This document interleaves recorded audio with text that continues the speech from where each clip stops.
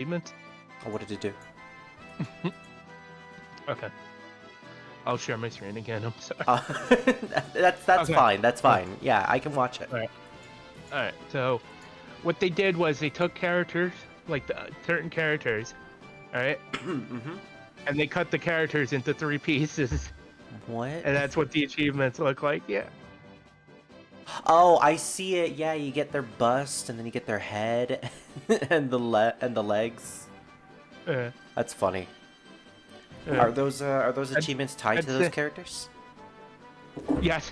Okay, then it makes sense. Yeah, but it's funny how Sega did it that way. Yeah.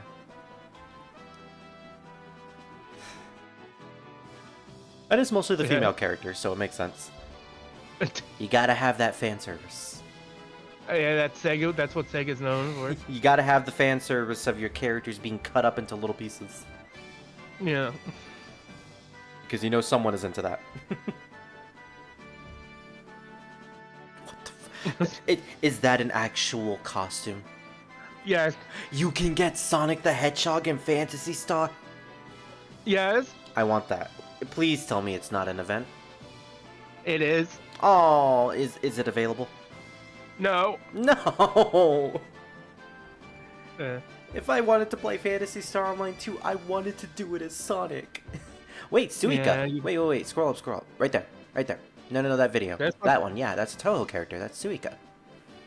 I might want to mute it, cause... Oh, wait, I have you muted anyways. Well, what is it playing? Is it playing Japanese Goblin? yeah. Yeah, I knew it. It's just straight up Suika. It's doing that song. Peton? Yeah. Pettan. It's Okay. the song that they ever dancing to. That's cool.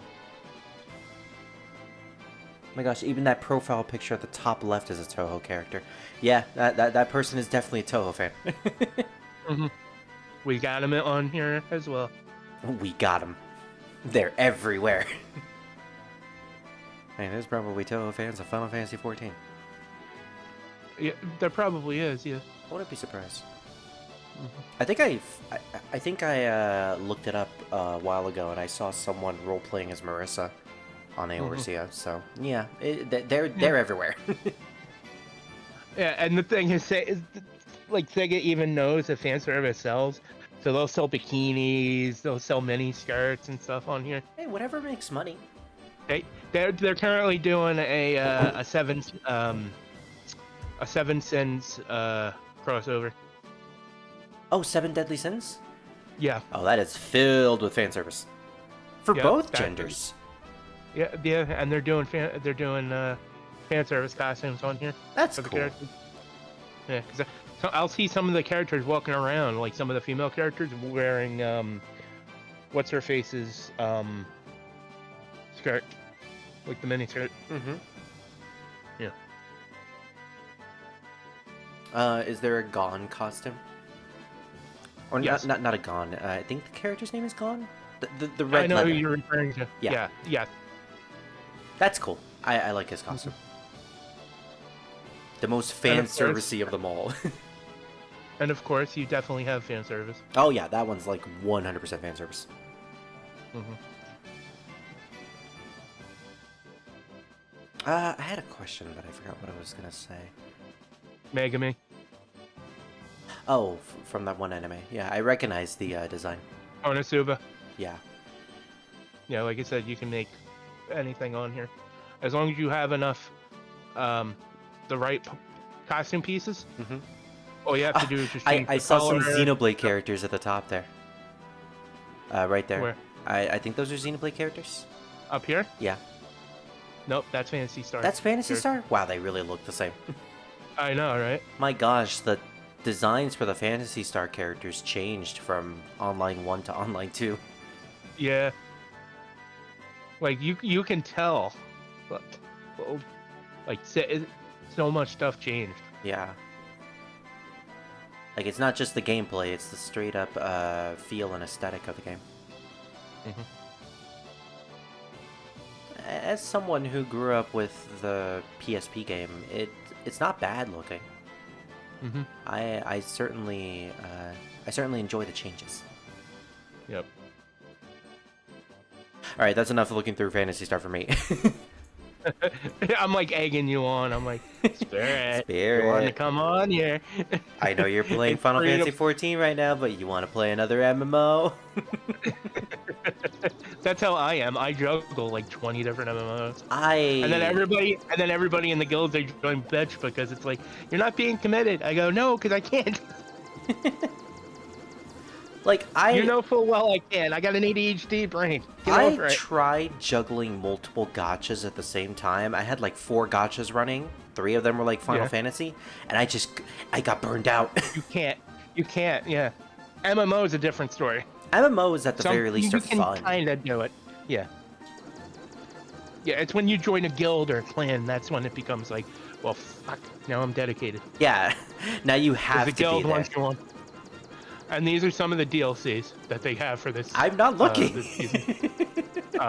Yeah, here. You wanted to look. You asked if Sonic costume was there. Damn it! He's pulling me in. Come look. Come look. There's a Sonic the Hedgehog. Fine. One second. I need to actually put this on the stream. A legit costume. 1 second. Mm-hmm. There's Window a legit capture. Sonic. Legit Sonic costume. Come here. Where is my... 1 second. Come here. Get away from me. Come here. Server for friendos. There we go. Let me just put this all the way to the top. Okay. Why isn't it saving? Why? Oh, it's because it's audio, not actual. Oh, people heard your audio echoing. Yeah. Okay. Oops. That's scary now. Yeah. Now it's scary. I kind of want to look back at the stream to hear how you sounded. Oh no. Where the heck is my capture for Discord? I'm gonna make a new one. Yeah, you need a capture for Discord. Window capture. Not me. Not me. Yes, you. Alright, let me just crop certain parts of Discord. There we go. Okay. Yeah, there's the Sonic costume, by the way. Look at that. Look at that. How much is That's it? the Sonic costume. How much? $9.99. That's actually pretty good. Mm-hmm. Considering it's a free game. Yeah. Yeah. And But you want any of the costumes or whatever, you got to put money into the game. So, question. Obviously, because there is a gacha system. So. Is the head removable? Can you put it on other Yes. costumes? Yes. Yeah, you can. If I ever play Phantasy Star Online 2, which will be one day. Ooh. Oh, you get an Amy and Knuckles statue? You get statues for a lot of people. Yes. Ooh, you also get a salon free pass and some experience. Yeah, you get a decent amount of stuff for $9. Mm-hmm. Sonic head and Sonic costume. Yeah, so the head is separate. Mm-hmm. Yep. So you can put it onto any other outfit you want. You could cosplay as Sonic being a Phantasy Star character. Yes. Okay, well, I know what I'm getting whenever I get to Phantasy Star Online too. If it is still there, because sometimes they pull. My dog is mad that it's not going to be there anymore. Yeah. I will be back. All right.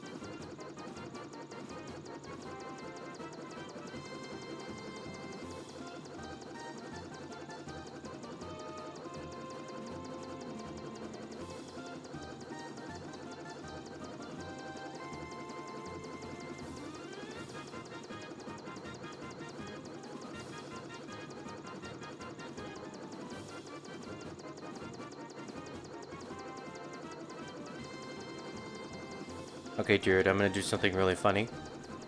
Yes. Where is it? What you got? Ah, okay. You are now echoing. Say something. Like what? Oh, wait, you were muted. Damn it. Okay, now you're not muted. Okay. Now So what do you want me to say? two druids are coming into my OBS. Say anything Really? you want. Really? I'm hungry. I'm hungry. Hello.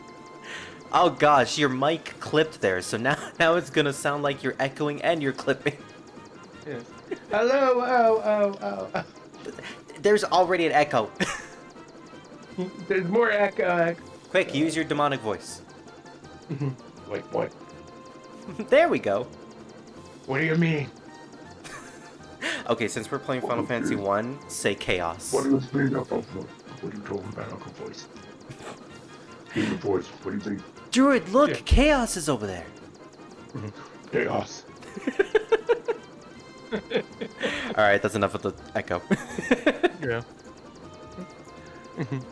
I have pie. Ah!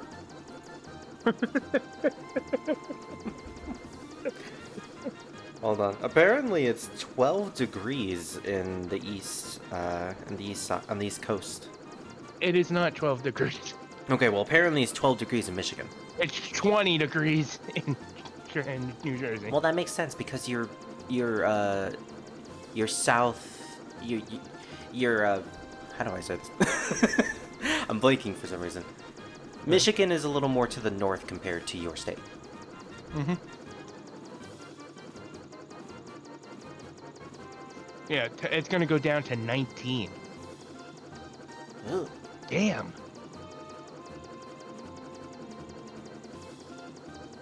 Yeah, 12 o'clock it's gonna be 18 degrees, 2 a.m. 17, 4 a.m. 18. And then it's gonna go up to 30. Damn, is it gonna be so fucking cool. Oh, 100%. God. Better get your blankets ready. Yeah. I don't sleep with a blanket then. Yeah.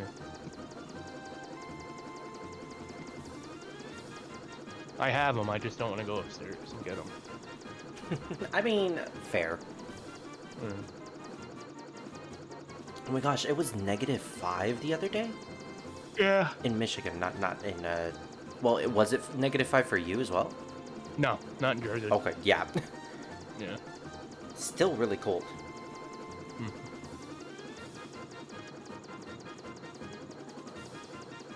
Alright. I'm gonna stop my screaming. I just wanted you to see the Sonic outfit. Well, thank you. It lets me know that I'm definitely getting that. Yes.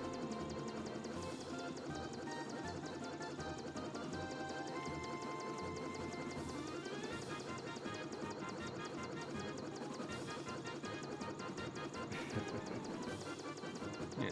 Okay. Back to the stream, because that's what we're doing. You know, it just occurred to me that I'm not sharing my screen. Oof. Alright, there we go. In case anybody else joins.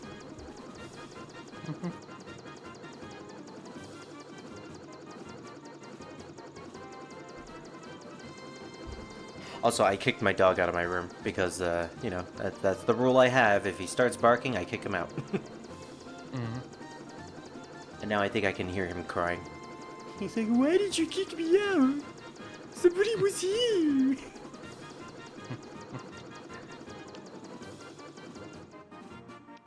Okay, so last time, if I remember correctly, because it's been a couple days, we got the Rosetta Stone. So now we just need to head back to the village that had the vampire attack and meet up with Dr. Une. Take that, Druid. We killed all of your vampires. Oh no. Oh no is right. Not my vampires. Says the person who's in charge of the church. Yeah, I know, right?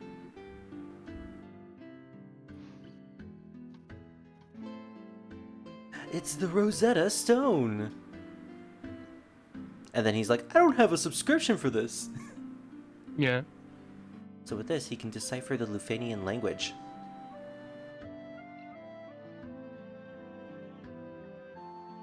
Allow me to express my gratitude by teaching you Lufenian in just a couple seconds. Mhm.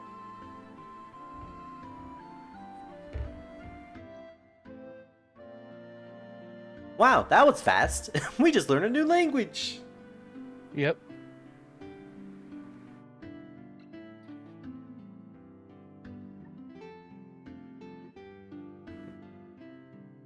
It's definitely interesting. And I'm just texting someone. Alright. Okay. Scar has learned a new language. Unfortunately, he will never be able to use it because he can't comprehend it. Yeah. He knows it, but he just can't comprehend saying it. I don't think he can comprehend the language he already knows. Wow, that's a straight up diss to Scar out of nowhere. I mean, what did he do? What did he do to you in the span of 12 hours? Nothing. Did he piss in your Cheerios? No. Okay, well, what did you eat today? Nothing, really. Did he piss in your nothing?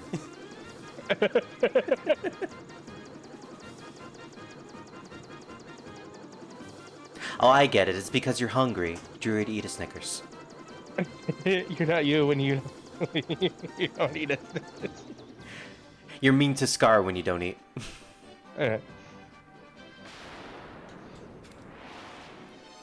Better, and then you just turn into Scar. Yep. Oh no. Why? Oh no! Because I don't want to turn into Scar.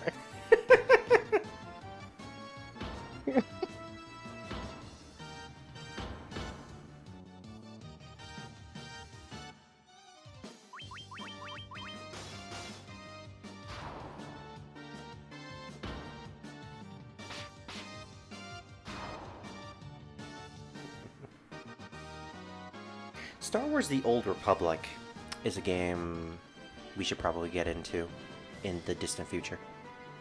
Mm. Have you ever tried that? No, I have not. Okay. Oh right, I don't have holy in this. I don't know why I thought I had holy. Hey, why are you fleeing? Why are you running? Why are you running, Dom? You can't hide what's inside. And apparently what's inside is a bunch of Minotaurs. The Minotaurs are inside of you!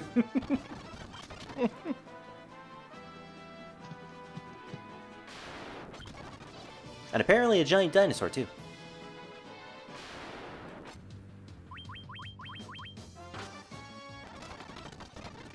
Yes, now I remember what I did in the last session. I basically just autoed through most of these battles. And by auto, I mean I held the confirm button and just, held the ×2 speed button.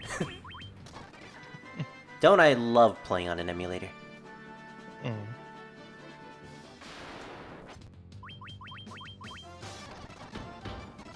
I remember when Final Fantasy 1 took days to complete. Now we're probably going to beat it in like 2 sessions. Oh boy, we're here in the town of Lufenia. Why they named their town after their own race, I have no idea. Well, it's because they're super conceited. Yeah. At least in later games. We are That's the why. Lufenians, the descendants of the race that once lived among the clouds, the Sky People. You used a vessel to call an airship.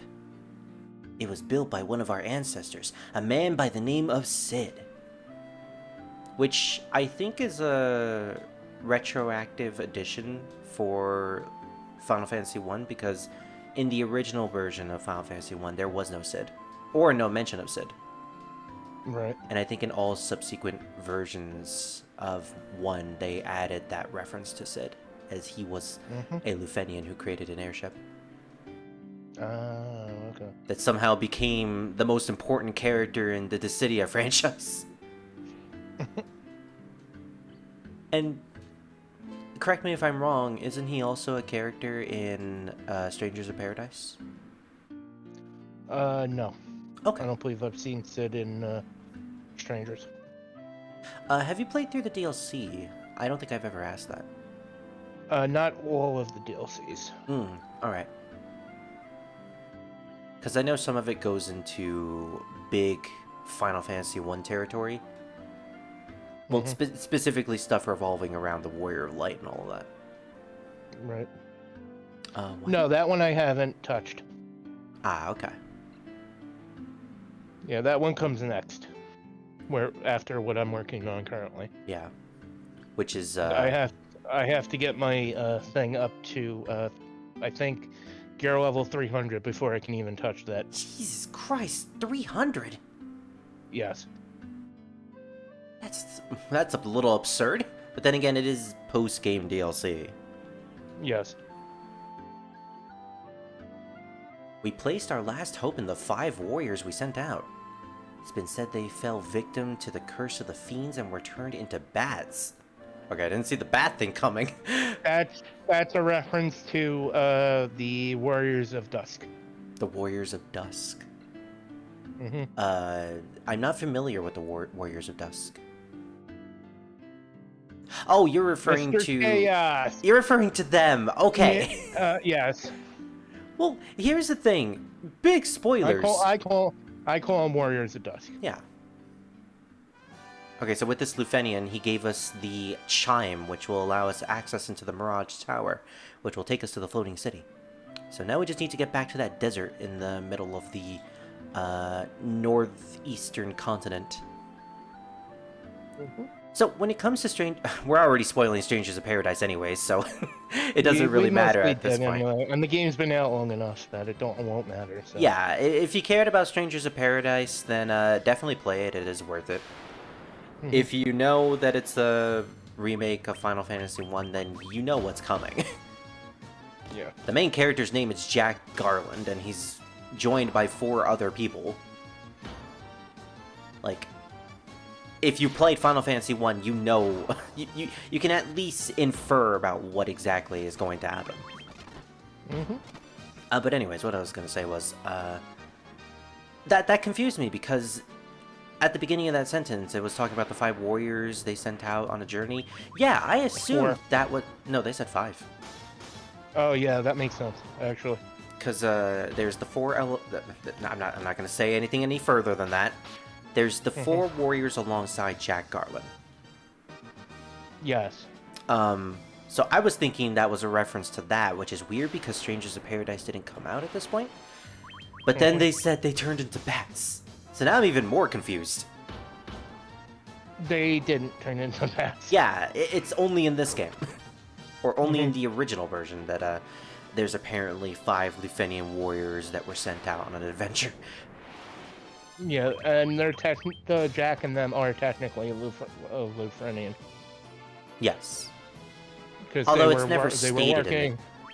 Right. Oh, I said because they were doing stuff for the Lunarians. Yeah. Oh no, Arsenal! It's okay, I have a bunch of Phoenix Downs. Like, I remember last session, I got so much gil that I pretty much bought enough Phoenix Downs to last us for the rest of the game. Oh no, Scar! It's okay, I have enough Phoenix Downs. Okay. I'm starting to get scared though. Yeah. There we go. Alright, let's bring everybody back to life. Oh, I have 7 Phoenix Downs. Never mind. Maybe I should go get some more. And Scar's like, I'm okay. I don't know why I made him sound like Tony Soprano there for a second. I'm okay. You see this? You see this stuff, Chaos? Well, say hello to my little friend. Then he casts medium. Yep. Yeah, let's go stock up, because I'm not feeling comfortable with the amount of healing items that we have at the moment. Also, I need to check my money. We actually have a decent amount of money. Ooh. Apparently, the Old Republic is free. Just like Phantasy Star. Huh.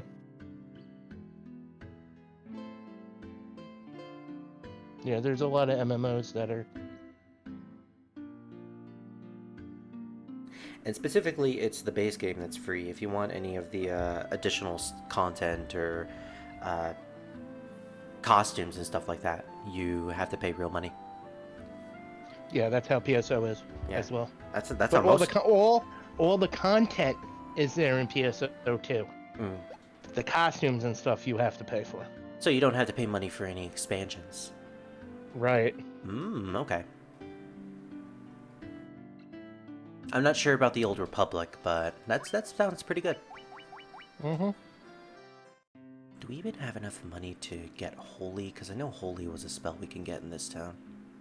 I want my White Mage to actually do magic damage. We do. We actually have more than enough money. Where did I get this money from? Oh yeah, it's because we did the optional dungeon and fought the Final Fantasy III boss. Mm-hmm. I completely forgot about that. Well, we have Holy.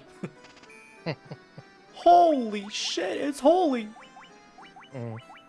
Null all, dispel... Null all reduces damage from spells by half. That's really, really good. And dispel negates one foe's magical defense. See, I'm not sure if there's any other level 3 spells, so I'm not sure if I should get that yet. Mm-hmm. What about Black Mage? We have Stop, Warp, and Kill. Instantly kills one opponent, one foe. Warp banishes foes to another dimension. So that's X Zone, got it. Yep. And I'm pretty sure Kill in the Nintendo Entertainment System version was called Triple X. Uh-huh. Which is no, actually it was called Quadruple X. Which is a badass name, mind you. Mm-hmm. Okay, I'm looking up the magic, or I'm sorry, I'm looking up the magic of Final Fantasy 1.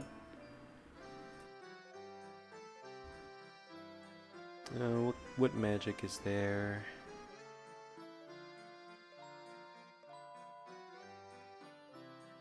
There was a special magic in Lufenia that I missed? Wait, where could I have gotten this? Oh my gosh, I could have gotten Flare and Full Life from Lufenia. They were holding out on me. They really are assholes.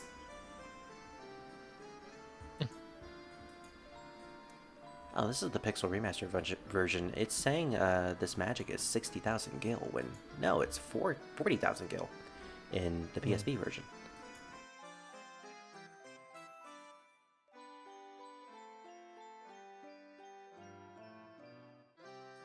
Alright, I'm using the wiki instead of a random article this time.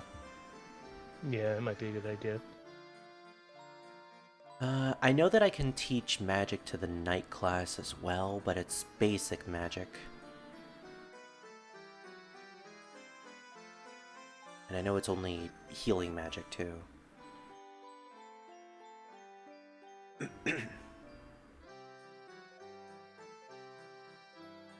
Where's my white magic? Ah, there it is.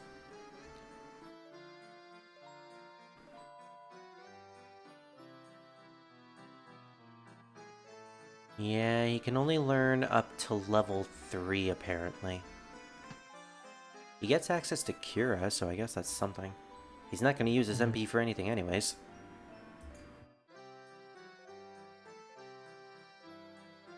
Yeah, for some reason it says Holy is 60,000. Was it 60,000?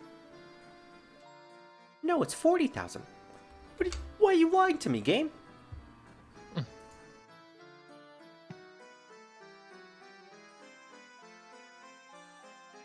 Alright, well, Full Life technically counts as a level 8 spell, and only the White Wizard can learn it.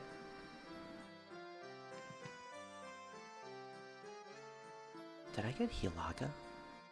Oh, alright. Let me check my magic again. No, I didn't get Hilaga. I'm pretty sure Dispel isn't really gonna be useful. And then I find out that the final boss uses a Mighty Guard or something like that. Yeah. Bite me in the ass if that happens. But don't. I mean, you did ask. You know what? True. Then I can't stop you. Wait, where the heck is Diaja?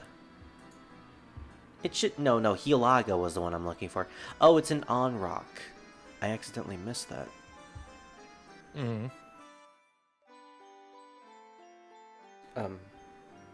Oh my gosh, I had the stream on my phone in the background on, because that's how I look at the chat, and I forgot that I had my volume up. Oh no! I'm not sure if that was picking up on the stream, but yeah, I was looking through the list and I heard myself talking. Where's that coming from? Why can I hear voices?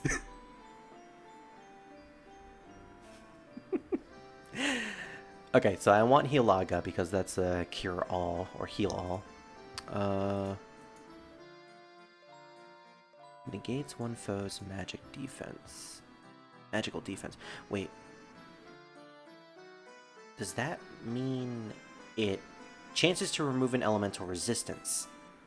Does that mean it gives the enemy an elemental weakness?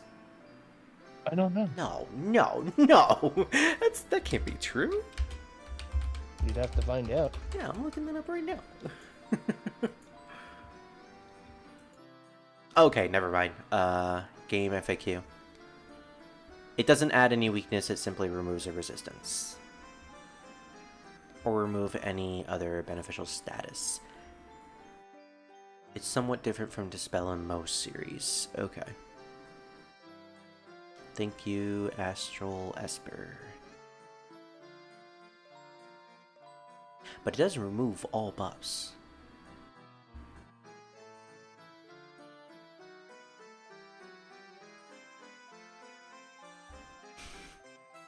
Yeah, you know, considering how wonky Final Fantasy 1's coding is, I wouldn't be surprised if this spell actually did grant them a weakness.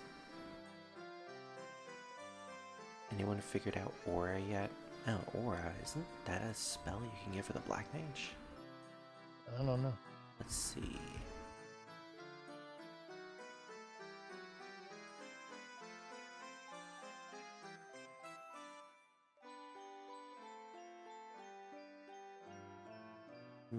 Doesn't look to be the case.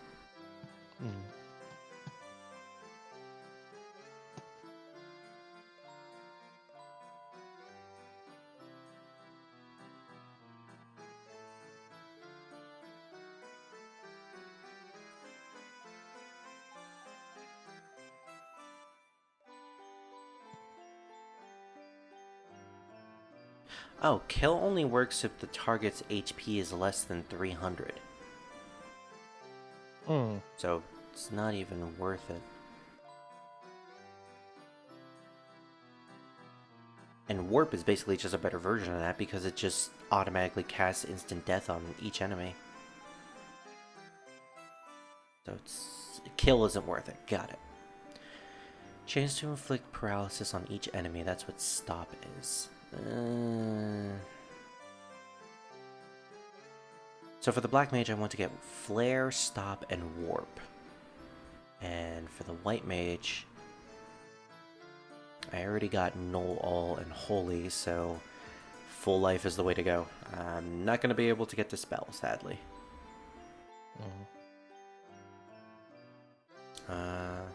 Okay.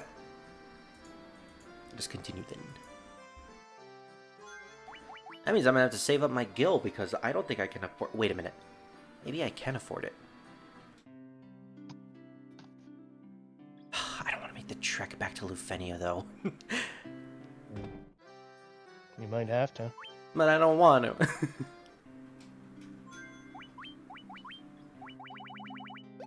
Let me just pick up the magic from Gaia first, just so I don't have to ever come back to this town again.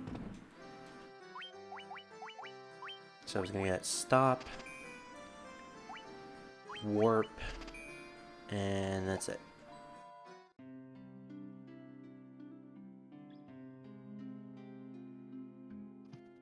And I just came back from Lufenia. And this just goes to show you how much of an asshole they actually are. Their town is located all the way into the wilderness, which means you have to trek through all of these random forests just to get to them. They certainly don't make it easy. Because why would they? Oh, I just realized I haven't been resting at an inn. My MP is really low.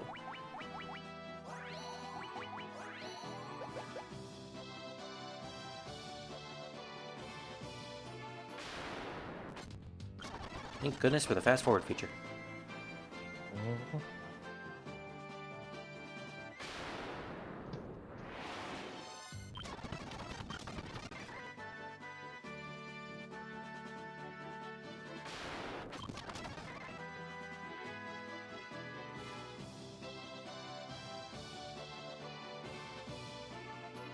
It's also kind of weird how the Lufenians have their own town that anyone can theoretically get to. Just out in the open like this. Aren't these guys supposed to be an ancient civilization or something? They're supposed to be, yes. Yeah, it's a little weird. Alright, so I'm going to guess the shop is located in one of these buildings?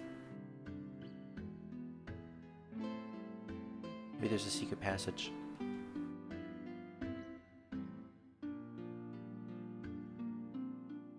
If I can't find it, I'll just look up a guide and see where it is.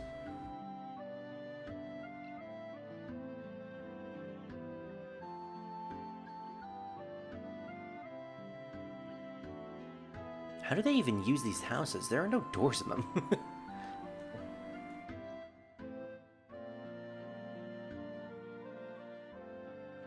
Out of my way, Blondie. I said out of my way. Oh, now you're going into the direction I was supposed to go in? Wow, you really are a dick. If he goes to the right, he is like the absolute most dick ever. Oh, you son of a bitch. Screw it, I'm not looking over there. Aha, I knew it. There's a shop all the way to the right of the town. There it is, full life. It costs just as much as Holy, which is 40,000 gil. Which I can afford because I have 100,000. Alright, well we got the best magic in the entire game. Apparently, Final Fantasy 1 does not have Meteor, but it does in fact have Flare. So I'm happy for that. Alright, now we can never come... Now we never have to come back to this town ever again.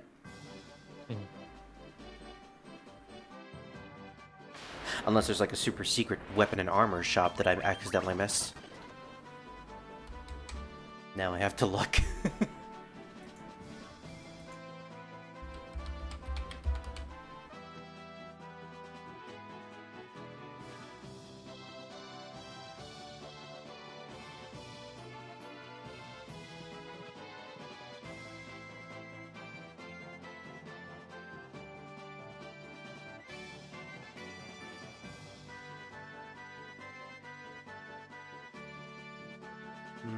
Nope, no items, just the magic shops.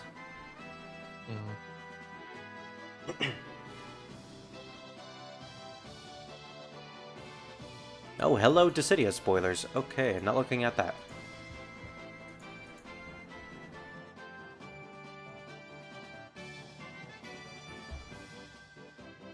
Alright, now we can get out of here. To my recollection, I think all we need to do is head to On Rock and then build up our items, and we'll be ready to tackle the next dungeon. Yes, I am saving Carrie for last.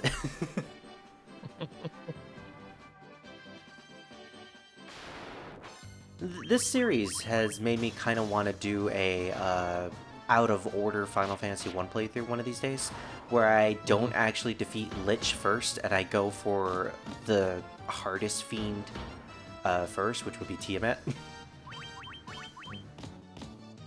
I just go in reverse order. Which may potentially happen if I ever do a randomizer.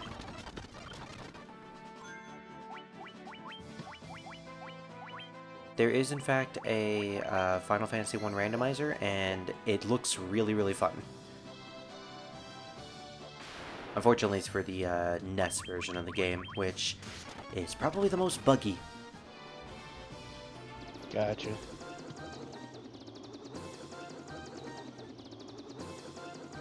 I hate how the music resets every time you put the airship down.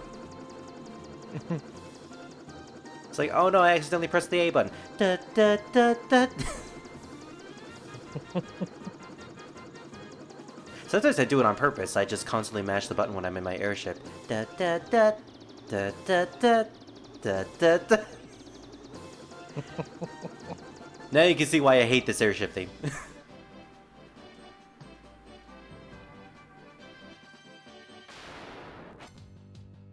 Oh, I love these saber-toothed tiger designs. That's an enemy that never got brought back.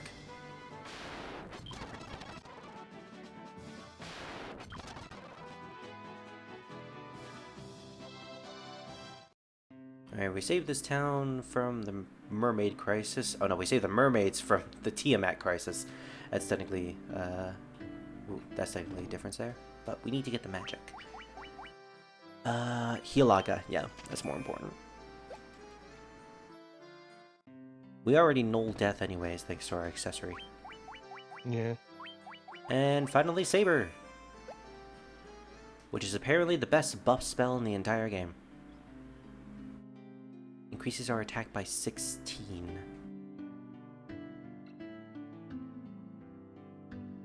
Oh, there's a random pirate in this town, too. Oh, he's a drunk pirate, okay. Arrgh, how am I supposed to keep the food on me plate and in my belly? I don't know, maybe you just don't eat. Why don't you just die? Says the white mage. Mm-hmm.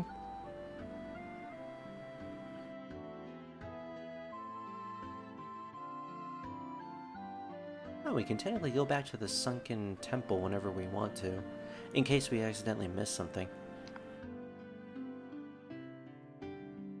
Wow, Final Fantasy 1 actually allowing you to go back to dungeons that you've completed? And later RPG games don't even do that for you. Okay, we spent a lot of money, so we can get 87 high potions and still have half of our guild left. I'm doing it. 33 ethers. I got 54 ethers and you ain't one. Remedies. I actually don't really need remedies all that. Well, you know what? Screw it. Spending all my gil on remedies. Do I even have enough to stay at an inn? I think I do. If there even is an inn in this town. Okay, thank goodness there is. Out of my way, lady, I'm getting to the inn. 300? Screw this, I'm going back to Cornelia. Do I really need the money at this point? No. But do I want to spend the money? No. Am I a cheapskate? Absolutely.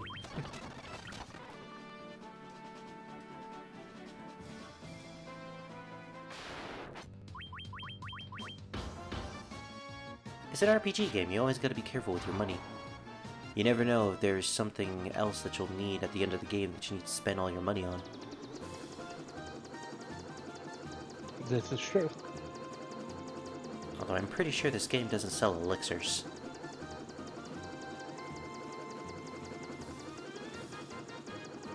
Cornelia should be around here somewhere. Or is it Cornelia? I can never remember the difference. It's Cornelia in this game. Okay.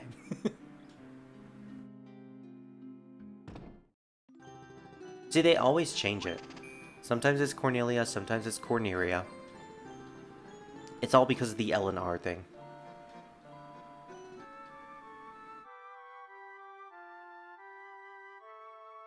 I do like how our white mage and our warrior, whenever they're sleeping in the bed, you get to see a bit of their eyes on their face. You know, it's normal. And then you have the black mage and the red mage. All you can see with their models is their bitchin' hats. Da da da da da da.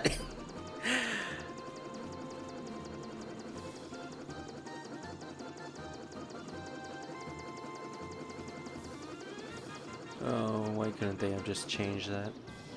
Why couldn't they have just allowed the theme to perpetually play even when you land the airship?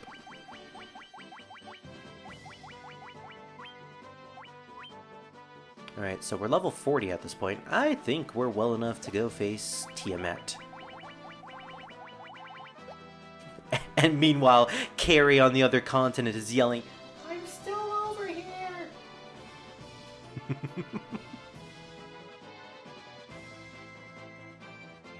Why are you over there still? Come over here.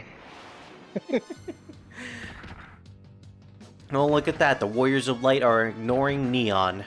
What else is new? Mm-hmm. Oh, we got the new spell. Let's try it out. Flare. Oh, it's a multicast spell? And you know what? Let's use Holy as well. We're totally overkilling these Berettas, but I don't care. We spent so much money on these spells, I'm gonna use them. Wow, it is not worth it. These things are super weak. Holy. Ooh. Oh, it's not done. I thought the Ball of Light was done. No, it summons a sigil on the ground. That did about as much damage as our Red Mage with this physical attack. Considering that's our White Mage doing the damage, that's not bad. Because they're not supposed to be offensive units. Alright, Mirage Tower. This is the penultimate dungeon in order to get to the final dungeon for the Wind Crystal. Oh, vampires. We can actually use our new spell, Diaja. Meanwhile, I think we might need to cure our White Mage, which I forgot to do at the end of the last battle. Oof. Oh, you better not. You better not. Okay. You better not paralyze my White Mage. Meanwhile, my White Mage is just flipping you off. Yeah. You know damn well this White Mage will be doing that. In 14. Is that how you cast your spells? You just constantly flip people off? Heal! With the middle finger. Heal, damn it! Get off the fucking ground! Yeah, get your ass up.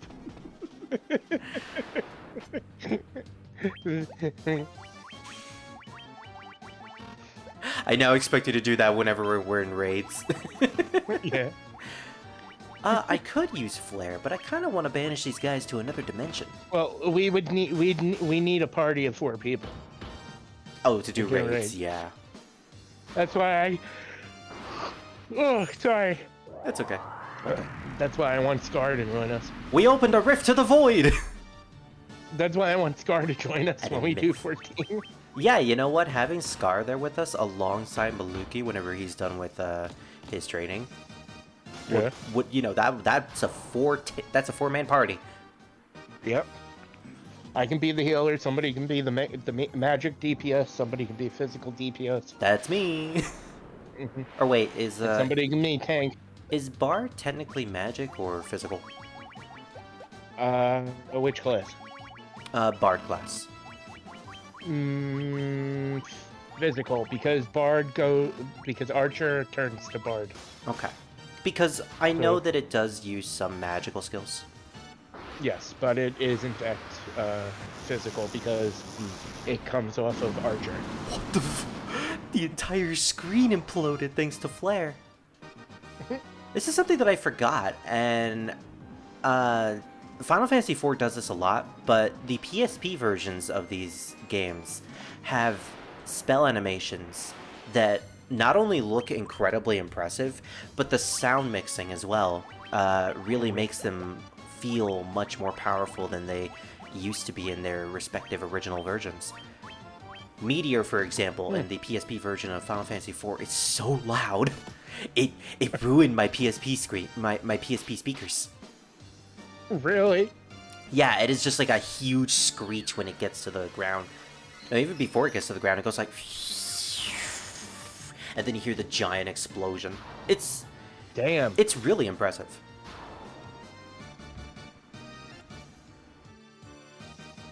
Hello, Duelist. Everything always gets progressively more expensive for every new location. You can always go back to a cheaper place, but it's always going to get tedious. Yeah, that's something that I noticed when I looked at the inns in Corneria, and they are 30 gil, as opposed to a place like Elfheim, which is 200. So, whenever I need to stay at an inn, I always just take my airship back to Corneria. And don't forget that the other location actually likes you. The one that is more money, they don't like you as much. Yeah, basically. And then you get to Lufenia, and they don't even have it in because they just despise you so much. Yeah. I know they don't despise you, but that's, you know, they might as well. Yeah, I mean, they hired Jack in the first place, so yeah, they kind of aren't happy with humans. They don't really give a damn. Yeah. We had Jack help us. Yeah, we don't like them anymore. Don't build an inn to help them. It's bad enough they have an item shop and magic. Oh, okay, I guess they really don't count as undead. I assumed the fact that their names were Nightmare and Black Knight, that they were going to be susceptible to Diaja, but apparently not. Well, some undead are immune to it. Yeah, that's true. I don't know because why they're so undead that they can overcome the effect. When you're too undead. Spirit. Think of it like this. There's some things called undead, and then there's something called undead cursed. Okay. Meaning they're still alive, but they're cursed to give the appearance of looking undead. Which might as well even be worse than undead. Yeah. Vorpal sword. What the heck? It's apparently not any better than the Ice Brand. What the heck is a Vorpal sword? Wait until you see this. Yeah, that's worse than the Ice Brand, which I got in a previous dungeon. A very sharp crescent blade. Oh, so it's like a scimitar. Hearing Vorpal sword reminds me of that one really obscure $1 bullet hell on the Xbox 360 marketplace back in the day. It was $1, of course. It was a Chimeras. It was a sepia tone bullet hell, but it had a really cool character designer, and the music was like top notch. The music was basically it was kind of a techno genre mixed with house beat, and I really appreciate a game being able to bring those two genres together. Anyways, I'm not sure if that game has ever been released on Xbox One, but I kind of hope it does, because I want to eventually play that game for the channel. And if it's not, then I'm going to have to get an Xbox. An Xbox 360. Holy is doing its work on these enemies. It helps that it's basically just doing the same amount of damage as our Red Mage's physical attack, but it's all the enemies. What's up? I wouldn't go out and buy an Xbox 360 because you don't know if the store's still up. It's not up? No, I think it closed. No! Yeah, you'd have to check that because I keep hearing from different places saying that the store might close, it might not close. They want to keep it open. They don't want to, you know. Oh my gosh, it's Nintendo again. You might want to check that. I'll have to, because, like, yeah, this is exactly what they did with the 3DS marketplace, with the 3DS shop. It was supposed to close down last year, but apparently they didn't. It was so popular that they kept it up, and I've already been through the trauma of trying to get Pokemon Home to work to no avail, to then realize, screw it, all my Pokemon are just going to be lost on the 360 forever. And then nope. A couple months later, it turns out it's still up. You mean the 3DS? Yeah, the 3DS. You mean the 3DS? Yeah. I got you on that. What did I say? You said on the 360. 360. Yes, Pokemon Home on the 360.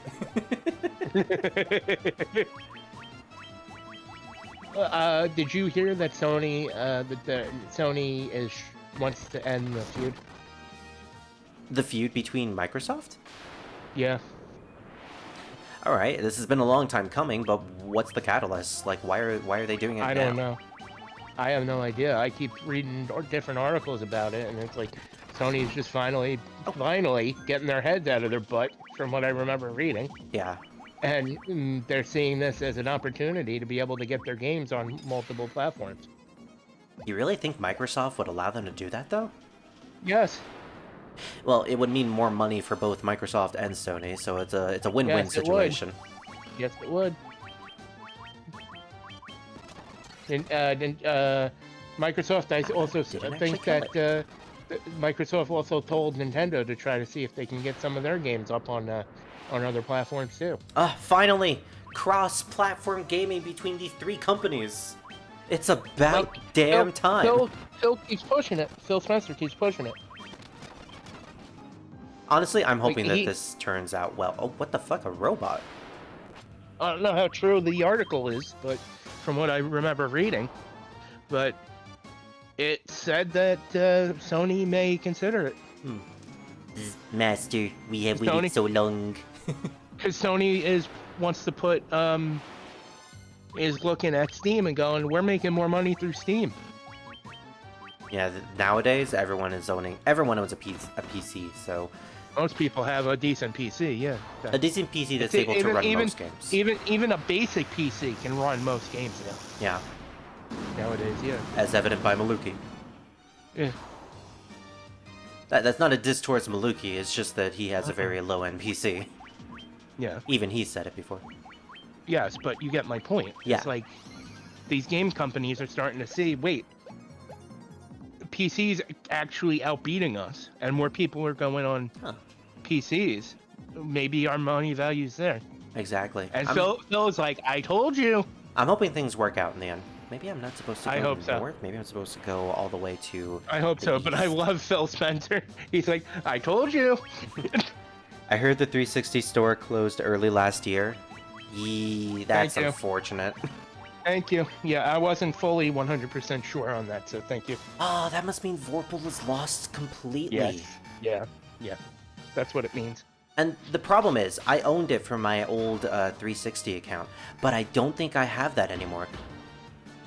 I have the memory card, because for That's the not older... gonna help you. Yeah, because for the older models of 360, you could actually... there was a component at the top of the 360 that you could just... Oh, yes. It was the massive Was it a USB? add-on.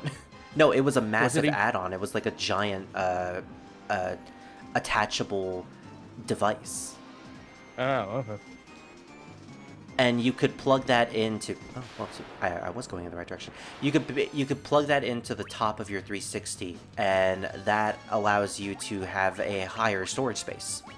Okay. Or maybe I'm misremembering. Maybe that is just, in fact, the memory card. Like, it's just the entire memory card. You can't use the Xbox without it. Gotcha. It's been so long, but I have it in storage, and I'm not sure if that has Vorpal on it.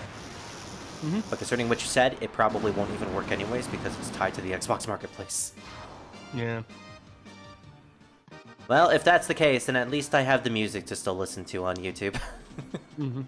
And maybe eventually someone will make a version of it for PC. The company's out of business, I believe. The guy is not making any more games, even though he stated there was going to be a sequel. But I'm at least hoping some sort of dedicated fan for the Xbox 360 Marketplace takes this game and makes it available for archival purposes. Because despite it being $1, it was still a very impressive bullet hell.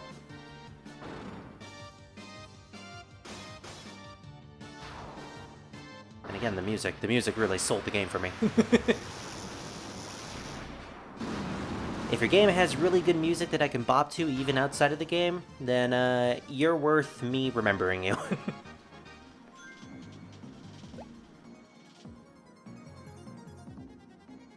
Alright, we're getting good experience here. I can see it now. We go back to Mount Golg to try to fight Carrie, and we're basically getting no experience from that dungeon. That doesn't do any damage against the vampires, does it? Oh gosh! And that's what you get for doing no damage, Arsenal! Can't believe Arsenal's fucking dead. I got all these high potions for a reason. And these ethers. I don't mind using them. Oh, we do actually have elixirs. I only have one, though. So maybe I can't purchase elixirs in this game? I don't remember. It's been so long. Maybe there's like an optional shop in one of the optional post-game dungeons where you can get elixirs or something. Like that's just me guessing. I don't see Nintendo doing anything like that. They got the exclusives everybody would go out of their way to buy. That is true.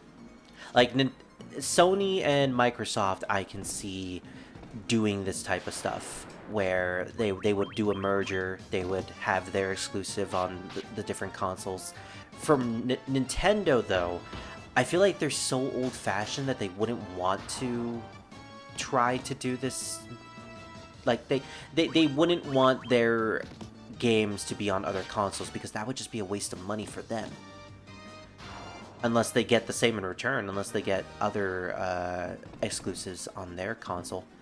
Which, you know, considering the Switch's unfortunate hardware limitations, most people are probably not even going to get the Switch versions of these games. The only reason people buy the Switch versions of cross-platform games these days is because the Switch is the only console that is handheld. It's portable. You can take it anywhere you want.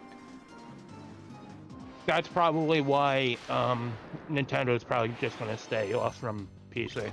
Yeah. Because of the mobility. Yeah. Although thanks to the Steam Deck, they kind of lost most of their market because of it. Because now we have another console that's handheld and portable. Sure, the Steam Deck may not be able to play every single Steam-related game, but it plays a lot. And it plays them really well, from what I have heard. Of course you got high potions. The party's gotta get off somehow. You're right.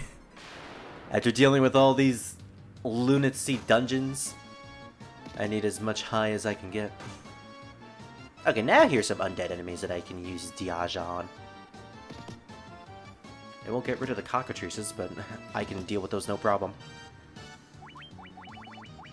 I am shocked that I actually let those animations play out.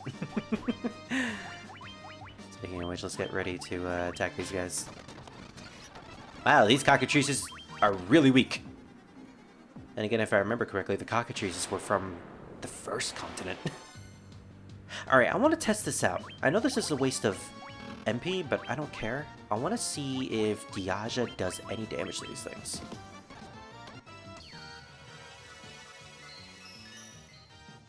It does. It just doesn't kill them. Okay. Well, good to know.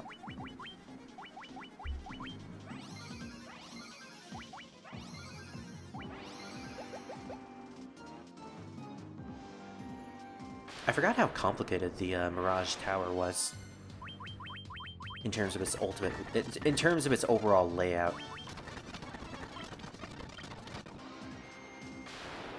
Oh my gosh, there they are, the one-step encounters. Ah, I missed you.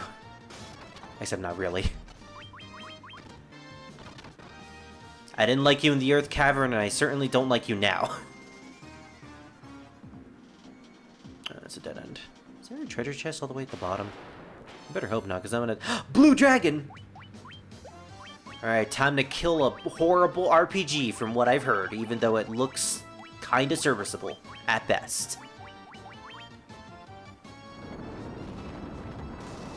Blue Dragon was a fascinating RPG. It was a Xbox 360 RPG, which is fitting enough considering that was a conversation we had just a few minutes ago. But it was also an RPG that had a very interesting team revolved around it, because you had Akira Toriyama as the designer. I believe It was either Nobuo Uematsu or Hironobu Sakaguchi from the Final Fantasy team that worked on it too. I'm pretty sure it's Nobuo Uematsu because he did the music. Or maybe it was Hironobu Sakaguchi. I don't remember. But the point is, Blue Dragon was unfortunately not very well received. And it sucks because I love the game's Music was design. good though. Yeah, the music was amazing. Which is why I'm thinking it might have actually been Nobuo Uematsu who worked on the project. Ooh, the Sunblade. And the Dragon Mail. Now I kind of feel bad. Oh, she can equip the Thor's Hammer. Nice. Or he can equip the Thor's Hammer. Okay, the Sunblade is better than the Ice Brand, finally.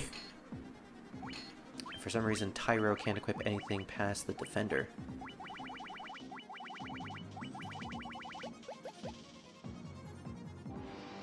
Alright, he'll always be the Defender in my eyes. We may need to heal. I haven't seen the animation for Heal Haga yet. Neat. Okay, so this was just basically a treasure room. Oh, but it does lead somewhere else.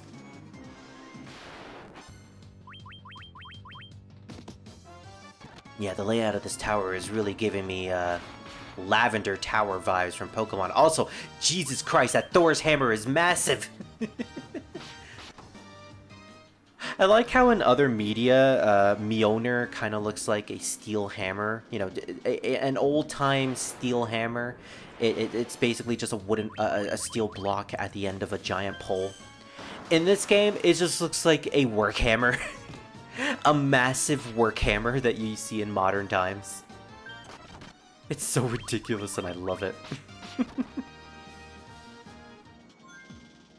We are getting decent experience in this place. Alright, another robot. And a bunch of cockatrices. I'm not even gonna bother with these guys doing physical attacks. We're just gonna nuke them. I don't want them to cast stone on me again. I only have a couple of golden needles. And while I'm pretty sure I have the spell that heals stone on my white mage, if my white mage gets stoned, then I'm basically screwed.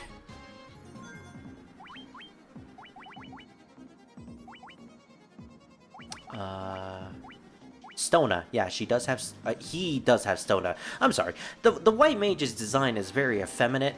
I always associated it as a girl when I played this game back in the PSP era, or the PSP days. Even though I named it after a friend who is a guy. No, apparently my white mage is the only one that has Stona. I didn't give it to my red mage. Beep. Our friends left on a journey. Beep. To the west. Was it a journey to the west? He took the warp cube and went to see our master. Beep. Which is the one that we met in order to get to this place.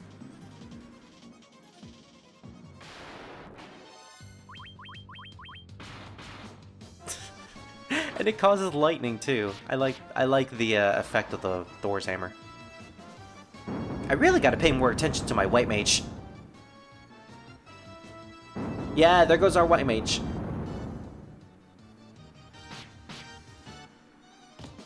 At this point, I have so many Phoenix Downs, and I believe I have life on Tyro, maybe, question mark? I'm actually not sure. No, life was a white mage spell. Okay. I'm fine with that, because we do have access to Phoenix Downs. I'm not going to bring the white mage back up yet, though. I'm going to do it after the battle. There we go, yeah. We lose out on some experience, but I think that's fine. Hey, yo. Hello, Toll. I like how I immediately knew it was you. I am currently streaming right now. So say hello to YouTube. You're right, YouTube is bleh.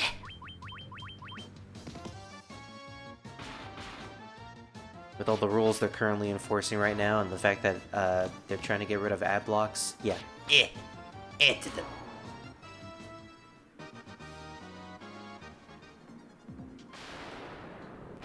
So, Druid, I reinstalled my ad blocker the other day, and I haven't had any problems since. You were right, it was just a glitch in the update.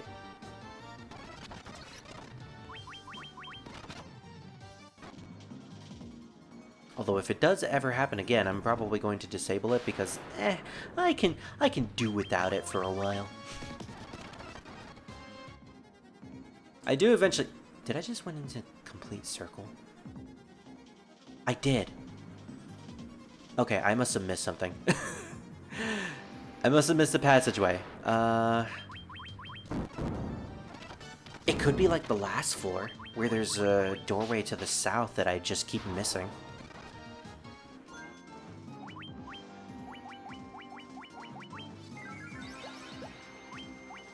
Alright, let's get these ethers on my white mage again. Yeah, there has to be an entrance to the south, otherwise... I don't know where I'm supposed to go.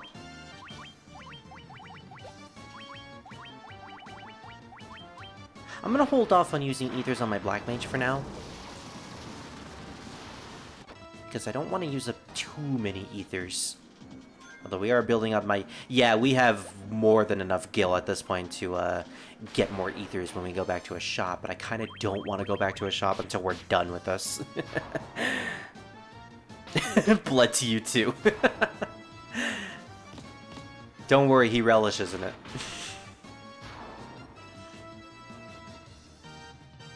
The thing is with Nintendo is that they got Legend of Zelda, Mario, Smash, and you can't forget about Pokemon, the highest grossing media franchise in existence. Yeah, you got a point. They have so many contenders for big hitter franchises that I don't think they want to share any sort of revenue with other companies whatsoever.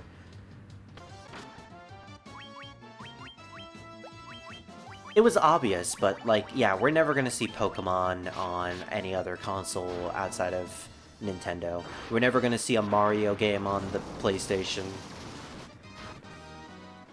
Certainly not on Microsoft. Yeah, the reason I said it because I was thinking maybe they wanted to make more money and put the thing on Steam. Yeah, well, yeah, that's fair, but I feel like they would lose more money in their eyes. Yeah, by doing it. True. Yeah. And also the fact that Nintendo is incredibly stubborn. Mm-hmm. They're a Japanese company. It's par for the course for them to be incredibly stubborn. Especially when they're run by, people who have been around with the company for a long time. I don't want to say old men, but, you know what I mean. People who are behind with the times. Oh, I completely missed this stairwell. And it was right next to the robot. Okay, whenever I meet a robot, I just gotta know that there's a stairwell nearby. Oh, maybe I don't even need to worry about that because I think we're at the end of the dungeon. One of these days I'll play you, Blue Dragon. Just to see if you actually were that bad.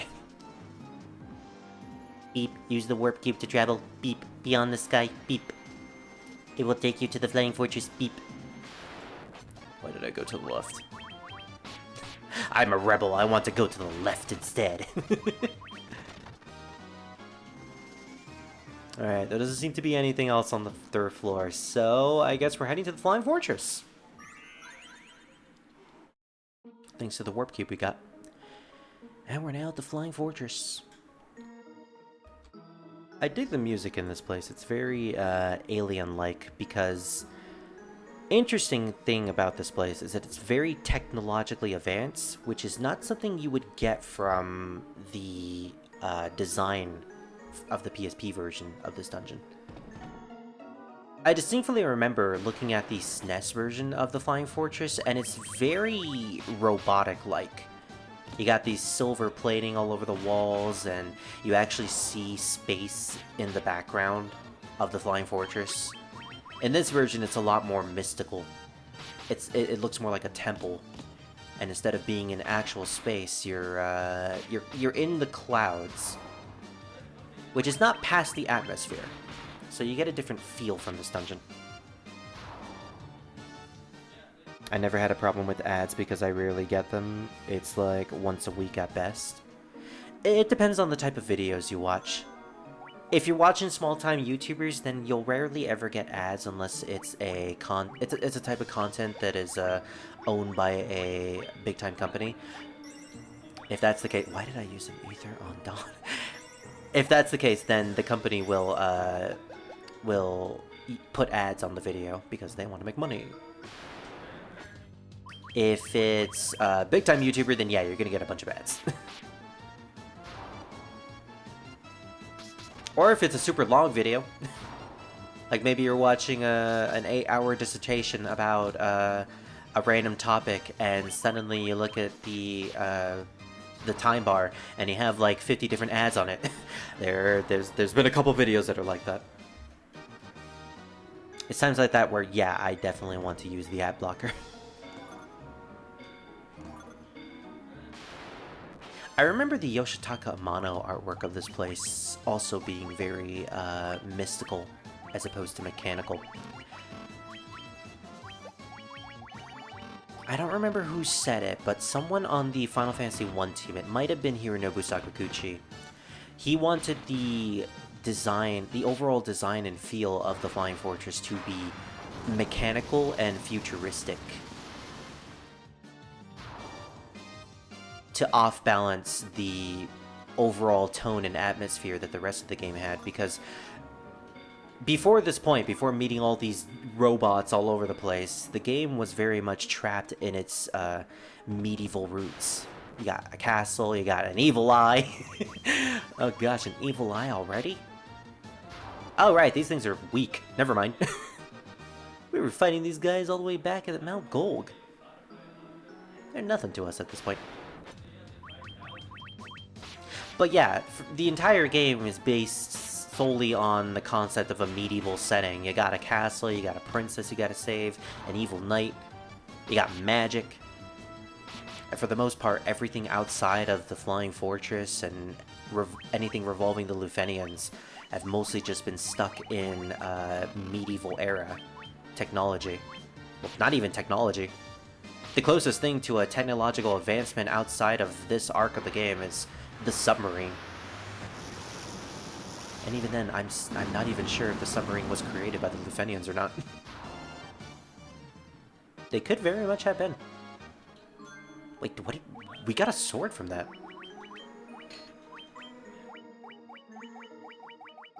I think it's a death something. Huh. We got a sword from that enemy, but I don't know what it was because I wasn't. I was skipping through the text. Was it the Mithril sword? No, it couldn't have been. Oh, the Deathbringer. That's something only the Red Mage can equip, apparently. Alright, let's see how good it is. Oh, that's really good. Yeah. What is it, a sword? Yep, it's a sword, apparently. Hmm. A sword that casts death when used. Well, I'm equipping that to my Red Mage anyways. He's mostly doing physical attacks at this point. Interesting. Druid! It's me! As a Naga! What is it? It's a Spirit Naga! Really? Yeah, and it has a green face and everything. Oh my gosh, it has a green face, blue hair, and a purple body. It really is me!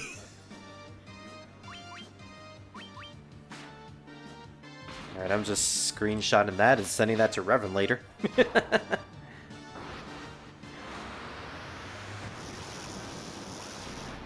Anyways, we're gonna nuke me. It turns out Scar was the one that killed me at the end. I'm on my deathbed. Druid, watch yourself. Don't trust Scar. Blech.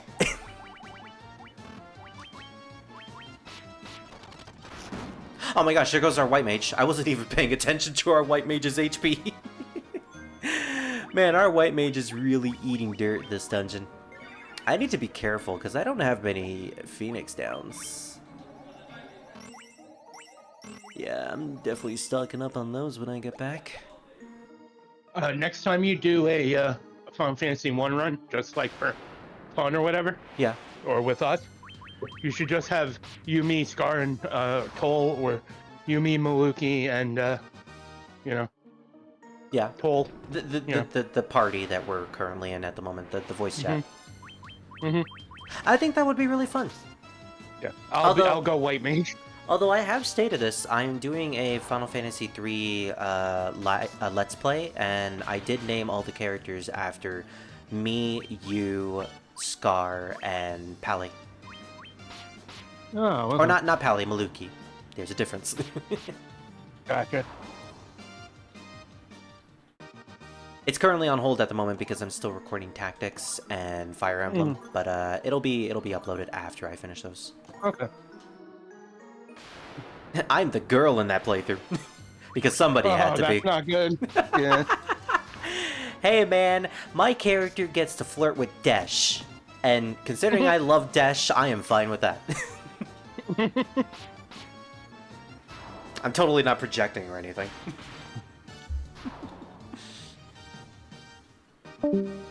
Oh, there goes Toll. Yeah, you might have internet issues. Yeah, just like last night. Well, chances are he'll probably get better. Shouldn't you put the warrior up front so he takes the majority of the damage? I would, but I don't think there's formations in this game. Let me check just to make sure. Which one? Two Final- or one? Final Fantasy 1. No, there's no formations. Yeah. Wait. Do you mean all the way up to the top of the party? Do enemies target the top of the party? It explains It explains my. Wow. I think it's more common. Yes. That's really difficult to say. That explains why my white page. Apparently, if you cook a hot dog in the microwave, you start at 40 to 50 seconds. Uh-huh. And then for each additional hot dog, you add 20 seconds to it. Oh, interesting. That's how you get the perfect hot dog. Well, supposedly, yes. Whenever I microwave my hot dogs, because I'm too lazy to cook them on the stove sometimes, I put them on top of the bread while I'm microwaving them. And I don't like to put it in there for too long because it ends up making the bread all soggy. Yeah. So apparently, it's 40 to 50 seconds for one hot dog frank, or hot dog. And then for each one, it's 20 seconds. Okay. You add, so if you put 2 in, it's 40 plus 20 seconds, or 50 plus 20 seconds. And that's how you basically get the best well-cooked hot dog without it exploding. Yes. Have you ever put a hot dog in the microwave for so long that it exploded? Yes. Really? Okay. I never did. I have. I'm guessing that's Toll. Yep. Meow. Mm-hmm. And I'm gonna put 2 hot dogs in the microwave right now Yes. because I have to have something for dinner. Toll, while you Got were hot away, dog. we were talking about exploding wieners. Well, Which, in context, makes sense.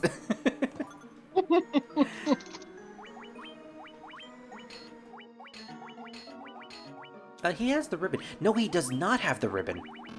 Really? Yeah, apparently when I use the optimal setting, it doesn't. It removes the ribbon and instead gives him the diamond helm because of course it gives him better defense. But I want I want the ribbon. I'm giving him the ribbon. I'm giving him a pretty little bow on top of his head. It's just a bow that's attached to the circlet. I love how one of the best accessories in Final Fantasy games is the ribbon, so you give that to your super strong, super cool warrior, and they just look like a pretty little warrior. Give it to Sabin. Hey, Spirit, can you do math real quick? You know I can't do math. Pull up a calculator real fast. Okay, let me open my calculator.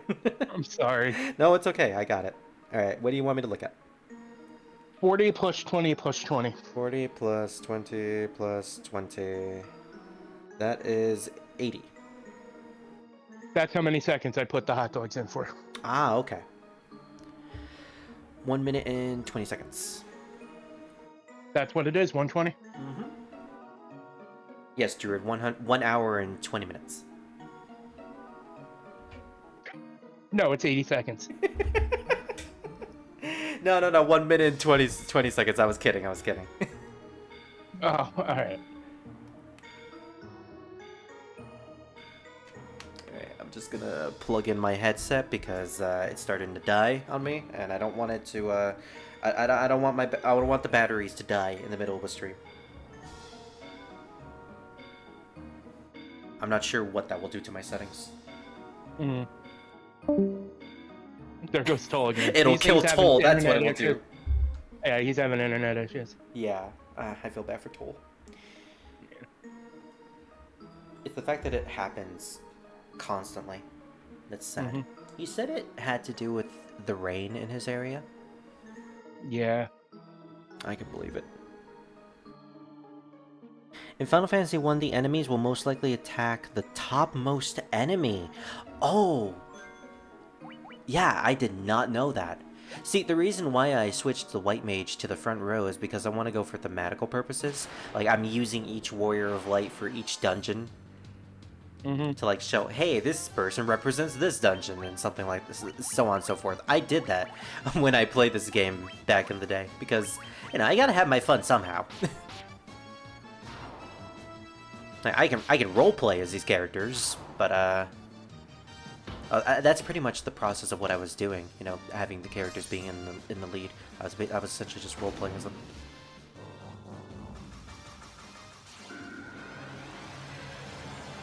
I just really love that holy animation. It looks so cool. It's like you think the giant ball of holy energy was enough? No, after the ball of energy, then the White Mage just summons a giant sigil on the ground. With a bunch of symbols that probably do mean something. They kind of look like runes. Although I would probably... I have to do the animation again just to see. Oh, who better to test it out than the black flans? Wow, flans look terrifying in this game. They're melting. They're melting and they look like jellyfish. Jellyfishing, jellyfishing. Alright, I guess we'll see the animation again. Oh yeah, they do actually look like runes. The type of runes you'd see in magic and fiction. Interesting. I'd always named the thief character Link. But here's the thing, there's already a Link in the game. He's on the tombstone in Elfheim. Well, depends on which version you play, at the very least. I think the original had a Dragon Quest reference. Or maybe it was always Link. As someone who never played the Nintendo Entertainment System version, I only know it from passing. Yeah, that ribbon is doing wonders on Dawn. Yeah, they came out perfect at 120. Hey! Yep. So how do you like your hot dogs? Do you put cheese on them? No, I don't. Okay. Do you put any condiments? Relish. Ooh, another ribbon. I never liked relish all that much. It's just chopped up pickles. Yeah, but that's the thing. I don't like pickles. That's why you don't like relish. Exactly. Now you're getting it, Druid. Yeah. We might actually end up getting enough ribbons for all of our characters if we can get one more. I'm gonna have to look it up. I'm gonna have to look up to see where the last ribbon is. Because I certainly don't want to deal with paralysis or stone at the end of the game. You don't want to get stoned? No, I don't want to get stoned. We're already getting high. Isn't that enough? That's what happens when you get stoned. You know what? True. I forgot that basically just means the same thing. Yeah. Well, we're already high enough. Yes. Wait, can we get much higher? If we get any higher, we're gonna meet the Lunarians on the moon. I'm sorry, I know I'm bad at making my voice high, but you get the meme. You get the reference. I'm sorry. I do. And don't be sorry. I can't do it. Well, don't be sorry, it's funny. My voice can't go low, or high, it can only go low. So, unfortunately, my voice can't go any other way. It's stuck as neutral. That's not good. Unless I try to do a Rousey impression, but even then, it doesn't sound all that good. Time to beat up this chimera. Which is basically just my little girl voice. And then you have the Valley Girl voice. Yeah, the what is now known as the X-Death voice. Yes. By the way, even after you finish Final Fantasy V, I'm still here. I'm still watching you guys. I can't believe you made me do that. You're welcome. I just want to know you're welcome. I just want to know you're welcome. I'm more welcome than you guys are. I invented the word welcome. What is this? Oh, we got the adamantite. I completely forgot about the adamantite. Well, the thing about this game is that now... I don't know why my dad doesn't like eating the hot dogs in the microwave. He doesn't? No, he won't eat them that way. Well, it's basically just the same thing. Mm-hmm. Like, yeah, you won't get the oily taste from cooking it on a stove, but even then, it's still yummy. Yeah. Mm-hmm. You know what? It's like Revan. And this is cooked well enough. It's like Revan not liking microwavable bacon. Mm-hmm. Like, yeah, it's microwavable. It's so food. what? I don't want to go. Mm-hmm. Is there something down here? Okay, no. All right, then we can continue to the third floor. Mm-hmm. Also, it's thanks to this game that I've managed to find another voice I can do, which is my dragon voice. It basically sounds like this. I'm Gilman. Hello, everybody. I want some bread now. I like how I brought up Guilmon in the last session. Maluki didn't know who that was. And I told him, just look at the voice. He's like, no, we're gonna watch Digimon, so I'll be able to figure it out when we do. And that actually made me happy. It's like, oh my gosh, someone actually wants to watch Digimon with me? It's that and Sonic that we promised we're gonna watch. Yeah, I haven't forgotten, Maluki. I know you're not gonna watch this, but I haven't forgotten. we're gonna watch more Sonic Boom later. I'd love to stick around, but I gotta go. Good luck on the game. Thank you, Duelist. And thanks for joining. I hope you have a good night. We'll probably be finishing the game by tonight, considering we're so close. Mm. You have a good one. Wait, these are Rakshasas? I recognize the name because that's a Shin Megami Tensei demon. That's a mythological thing. I think it's the spirit of a deceased warrior or something. I don't quite remember. But anyways, it makes more sense in the original game that we're in space because you look at this window right here, and it's an observation window that looks out upon the world. You actually get to see the world from up here. The Flying Fortress in the original Nintendo Entertainment System version, and as per Hironobu Sakaguchi's original vision, was supposed to be a space station. Which I think is so interesting. You know, I'll save it for after this. The four forces of fire, earth, water, and wind appear as a mist converging on a single point. A point at the center of the four altars. This must be the location of the Chaos Shrine. Chaos! Oh, it actually shows off the entire map, too.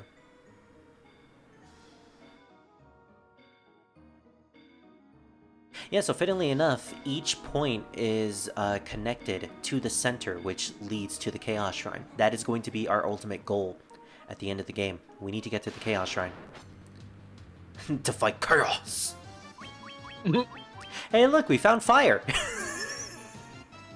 We found a bunch of fire hydras! With multiple heads, too. You know what? That completes the joke that we had in the last session about fire being multiple versions. Or Firaga technically being multiple versions of Fire the Dragon. And Scar gets Snoo to death. Yeah. Now, I'm not sure he would like this version of Fire, where it's literally just head and neck. But you know, I'm pretty sure he can make it work. Beep, analyzing Tiamat, no known weakness. Oh, they don't have a weakness on Tiamat. Tiamat, I believe, was the one that drove the Lufenians out of the flying fortress. It's basically taking control of this place and drove the Lufenians to the near brink extinction. Yep. Although clearly not extinction, considering they found a town all the way in the surface.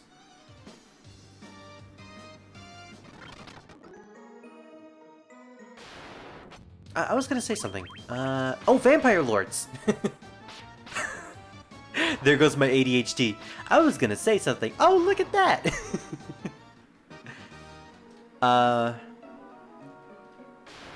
The plot twist of Final Fantasy 1, where it turns out there's an ancient civilization that's far more technologically advanced than even the modern civilization that we have in the real world is.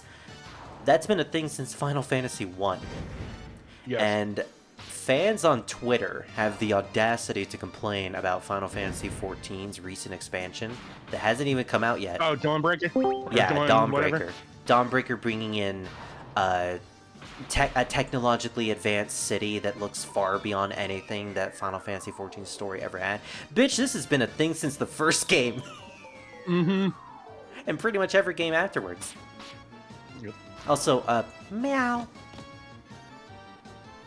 That's not told. Who is it? Who's that Pokemon?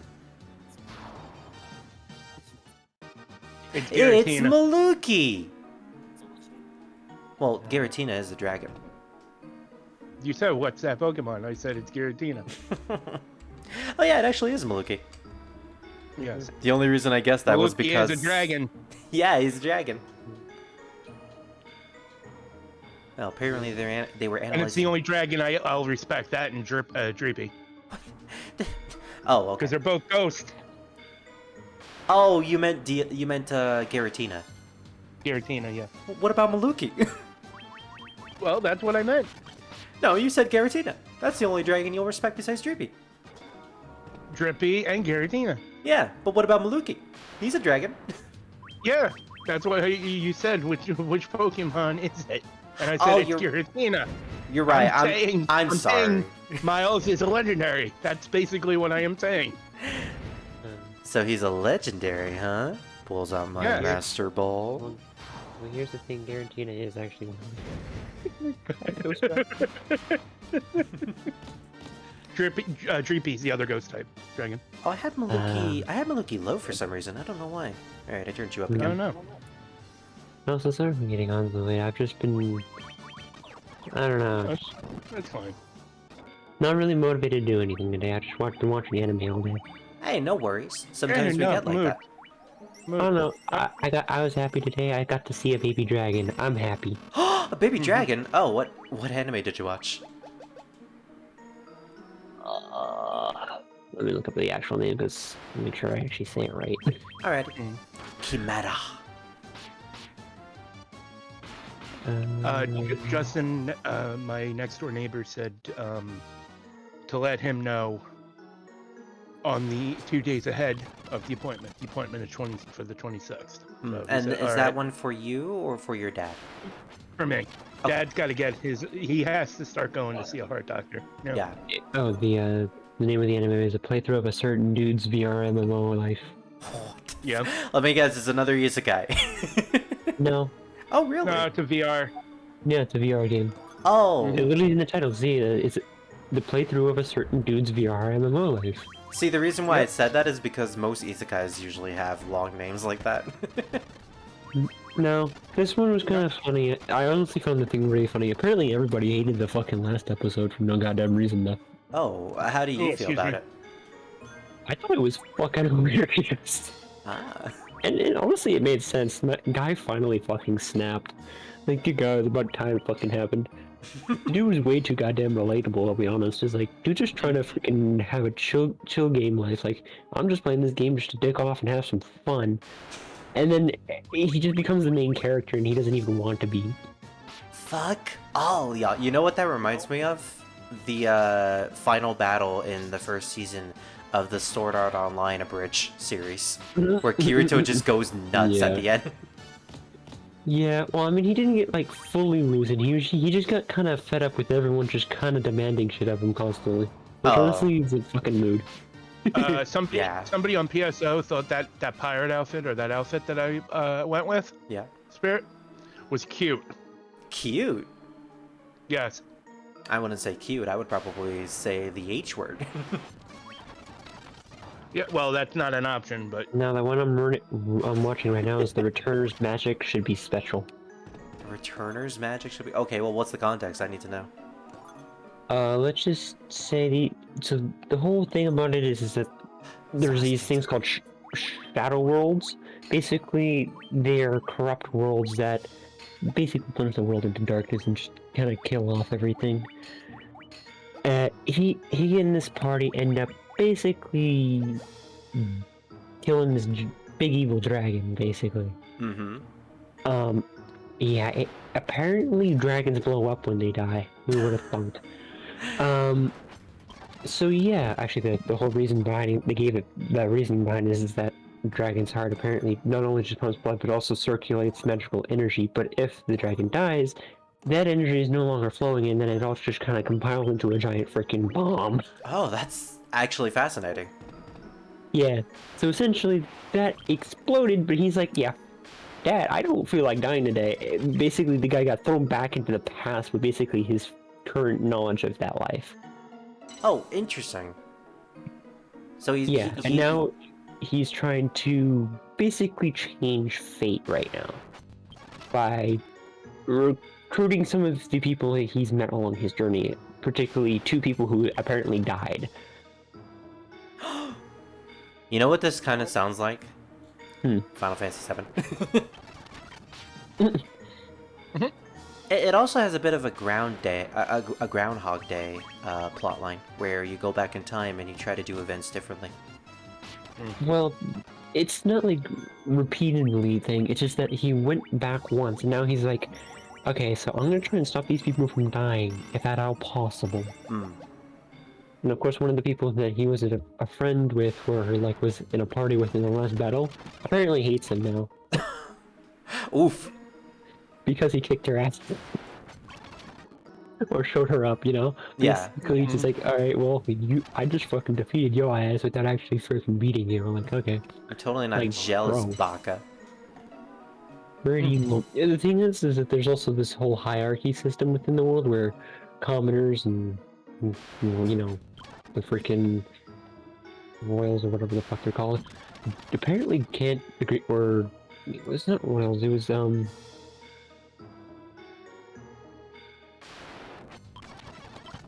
Oh, Mind Flayers. I probably shouldn't play around with these guys. oh, I can't think about it. Oh. Neo Cheers. Nobles, that's what they are. Ah, Yeah, yeah. so basically the commoners and the nobles are just snuck up snobs. A class system, got it. Yeah, and they're basically going to the school right now to, you know, train for going to the Shadow Worlds. However, the whole class system is kind of being a piece of shit. Mm-hmm. Basically, these people are way more skilled than the nobles are giving them credit for. Basically, there's just a whole bunch of really skilled people in really low bad classes because the nobles are just full of themselves. And not, like, trying to train people who are of lower stats than them. Yeah, they can't see that there are people that are much more competent than they are and capable of doing better things, despite the fact of their unfortunate upbringing. Mm-hmm. It's a plot that's been done a lot, but to this day still has a lot of potential of being good. Also, everyone in here has fucking rainbow hair or something. I didn't realize we were on Twitter. They're like, everyone's hair is all like, got like this oil spill kind of like gradient to their hair. It's kind of fascinating, and I kind of come up with a hypothesis that it's due to mana usage. You know what? That's a plot line that is used that I personally like as well. Yeah, because I've noticed it's like, so this guy's hair is black, but it has like a shine of like green and blues and like a mix of purples in there that makes it look like an oil spill. Yeah. You know? Whereas this other person has like an aqua blue hair and he's got like like fades of green shine. Interesting. And this other person with brown hair has like shines of red and like deep blue, like purples and whatnot. And it seems to be natural for most of these characters. Yeah, it actually looks kind of funny. I mean, it looks good, but I don't know, it kind of just makes them stand out more. And even like the side characters have it too, which is interesting. Well, most of them anyways, not all of them. Anyone that gets focused on anyways has it. Oh, there it is. All right, this is the super boss of Final Fantasy 1, the original game, the War Mech. Also, I love the fact that there's some people who just have straight red or blue hair or green hair. I'm like, what the fuck? Like, it's not even shiny, it's just flat color. I'm like, what in the world? Like, these people have like normalish colored hair. I mean, even the blue one seems somewhat normal. But Yeah, that's an RPG thing, or not an RPG, a Japanese thing is what I meant. Where yeah, it's like other people are just like spiky ass red hair. I'm like, oh dear God, you're a problem. I can already tell. And then there's the person with freaking like no sideburn, like just like no side hair, it's like really like shaved down, you know? Yeah. And like just white hair on the top. I'm like, yeah, yep, you're obviously that stereotype. The stereotype. Well, I don't want to even talk to you because I know you're an asshole. Yeah. I don't want to give you any time of day. Yeah. Hey, And Spirit, an asshole, can confirm. Yep. when you get a chance, let me know when you're available to see something. 'Cause I Alrighty. want to show you something. So, And I'm gonna go, oh, Sega, what are you doing? so before I do that, this is the War Mech. This is the hardest enemy in the entire game, even harder than the final boss in the original Final Fantasy 1. This guy is a rare encounter on the 5th floor of the floating palace. And beating him gives you the best experience gain in the entire game. Problem is, he's a super boss, so he's really difficult. Also, can we just say that this is basically a precursor to the Omega and to the Omega weapon from Final Fantasy V?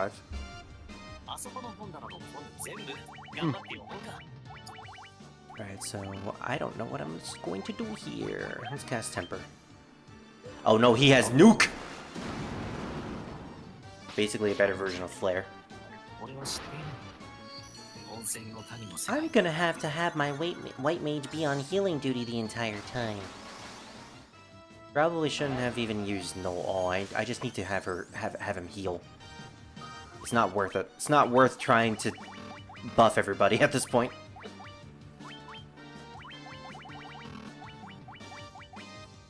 We have flares, so we're gonna use that. Our red mage... I think the only thing our red mage can really do is just temper. Temper and then physical attack. Yeah, the Warbec's physical damage is like 200. For a game that has an HP limit up to 999, that's a lot of damage. Kaboom! Wow, that does more than my warrior. Alright, let's heal again. Where is my haste? There we go.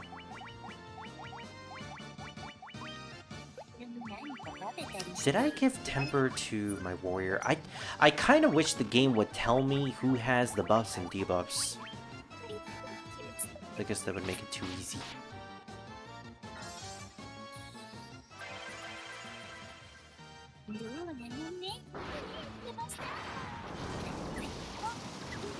I hear anime. Nice. Not that anyone can understand it because it's Japanese now, so. I know. I don't know why I said it like I'm a raider or something. I hear anime. Bruh. We're gonna cast haste on our red mage, and then we'll be ready to go. Oh wow, that does nothing. Scar. Oh, when the black mage is injured, his eyes go away. Okay, this might be a problem. I know this main character is foul. Lowers evasion for all enemies. I don't think that's even gonna work on this guy. I can send him to another dimension. So unfortunately, I can't give Saber to... I can't use Saber on anyone else, so I guess that's only good for Scar. He's gonna be doing massive damage and nothing else. Yeah, just physical attacks. Oh, thank goodness you didn't target Scar. Oh wow, okay, he's dead. Hooray, we got 8,000 experience, 32,000 gil, and that's the super boss. Since we're playing the PSP version, there are much harder bosses in this game now, so we don't need to worry. Alright, Jude, what did you want to say me? Sega, are you... Look at my screen. Okay. You see my screen right now? I see your screen. Sega, are you stealing ideas from Square? Wait, what am I... Oh, Gunblade instructor. Who else do we know of that has a similar hairstyle? That hairstyle. Oh, it kind of looks like a female version of Squall. Who else is a female version of Squall in Final Fantasy? Lightning. No, who else? Oh, no, wasn't it Lightning that used a Gunblade? She has a gunblade, but that's not who I'm thinking of. Okay, who are you thinking of? Because I'm drawing a blank. Pain. Pain. Oh, see, there's a little difference there. Her hair isn't arced backwards or upward.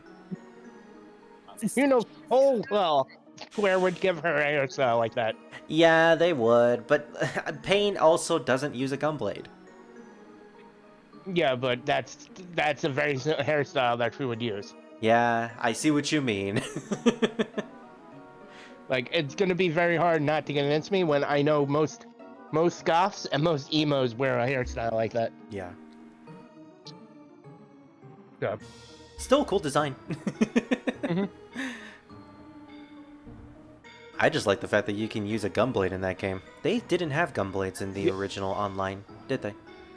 In PSO, they did not. No. Okay, yeah. But Definitely in this not game, in the PSP game. See, gunblade. Okay, stop watching. Let me see. Oh, that's the Gunblade? Ooh. You know what? You're even holding the Gunblade like Squall does. Mhm. You're like floating in place while you're shooting too. But unlike the gunblade from Final Fantasy, this one actually shoots. Yeah. The other ones vibrate. This one legit shoots. Very interesting.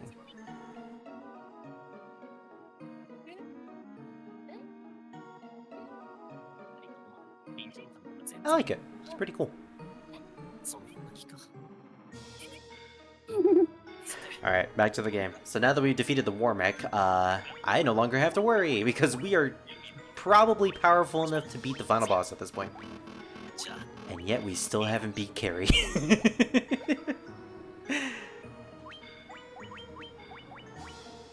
Don't worry, Carrie, we're coming for you soon. Right now we have a dragon to slay. Oh right, because this is a dragon, I can use my dragon voice. The Lich, the Kraken. It didn't even mention Carrie. You have defeated 2 fiends and reached my lofty perch. I wonder what would happen if we didn't defeat any fiends and we got to Tiamat first. I love the fact that some people just look straight psychotic. Like, bro, calm down. It's not that serious. Yeah. Like, they have like the whole like very small eyes, and they're like, dude, chill. I know what you mean. Please. I know Like, small that pupils look. and just like they're like big old wide-eyed and just like with a big ass grin on their face at the same time with like really dilated eyes. It's Yeah. like, dude, you look like you're a crackhead. Please calm yourself. They got the Higurashi eyes. The more the better. May the image of Tiamat, the fiend of wind, be the last to burn in your eyes. By the way, this is a female.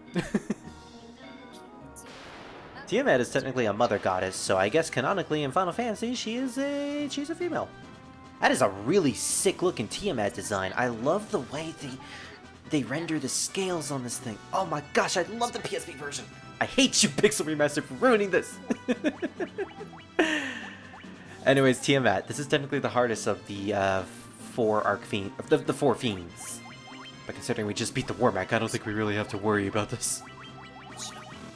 Let's get up our,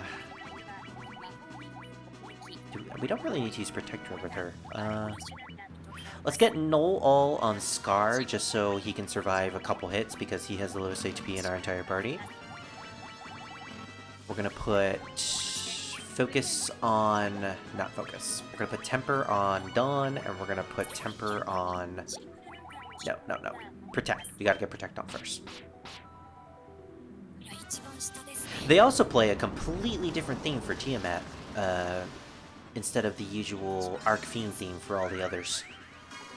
Just to show how powerful this thing actually is. It was in fact the first Arc Fiend that awakened before it was supposed to, in the context of the lore. Because this is the thing that got rid of all the Lufenians. And if it defeated all the Lufenians, how can we defeat it? Well, because it sucks. It's because the Lufenians suck.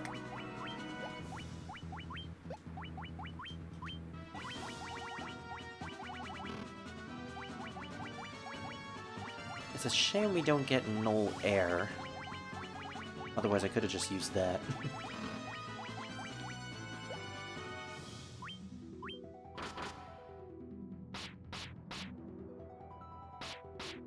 Alright, we're actually doing less wow, the Death Sword actually does significantly less damage. Alright, I guess we're not going to be using the physical attack with Tyro. Magic it is! Oh, I love this music too. Alright. I don't know what you... oh, right, because you're actually not weak to anything. That's what the Lufenians said. Well, we're just gonna have to guess. Are we weak to fire? Or does fire do more damage to you? What about Holy? I still really love the Holy design in this game. It's so cool looking. Holy did decent damage.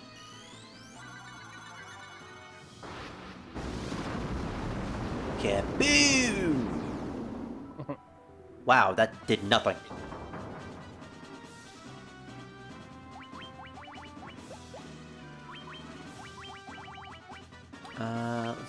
No, we're not actually gonna heal. I'm gonna put a Null All on Tyro, and he's gonna be the one that's gonna heal, because Tyro isn't doing much damage compared to everybody else. Yeah, having a Red Mage is starting to show its wear and tear here, because he's not doing as much damage as everybody else. Physical or magic-wise.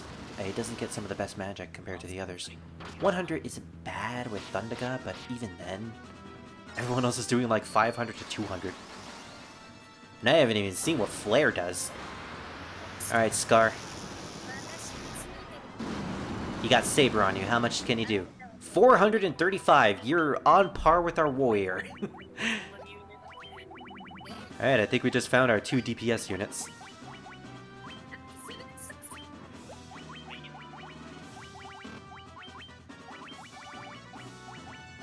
Unfortunately, Tyro doesn't have the multi-targeted heals either. You can only target one person at a time. Ice Storm. Oh, and there it goes. So much for the killer of Lufenias, the ultimate dragon mommy. We did it! And we still haven't killed Carrie.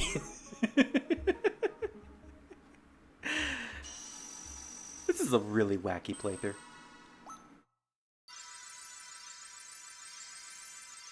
Yeah, Druid, I think I really am going to take your offer up. I'm going to play Final Fantasy 1 again for the channel in the distant future, and I'm just going to name all the characters after us. And I'm going to do it all out of order. Like, I'm fighting Tiamat first. I think there's randomizers. No, there is. There is a randomizer. I mean, I could do the randomizer. I already have plans you? for a specific playthrough for the randomizer, but I can do a second playthrough. Oh, okay. Yeah. My main plan for the randomizer was because the Final Fantasy 1 randomizer has the ability to allow you to customize sprites. I was going to make my own custom sprites for the game. Oh, And I was going to use a couple of original characters that are dragon themed, and I was going to do a playthrough with those guys. But I can also do another playthrough where I make sprites for all of us. Ah, okay. Yeah, making sprites for Final Fantasy 1 is very easy, mostly because they're so minimalistic, and they only use like a 3-color gradient, so you kind of have to be creative, but at the same time, you don't have to do much. Gotcha. I think that'll be a cool plan. Maybe for like a subscriber special or something, because I know I'm getting close to 200 subscribers. Maybe that can be like a 300 subscriber thing. Anyways, we have like 600,000 gil. I think it's time we go invest in a bunch of ethers and high potions.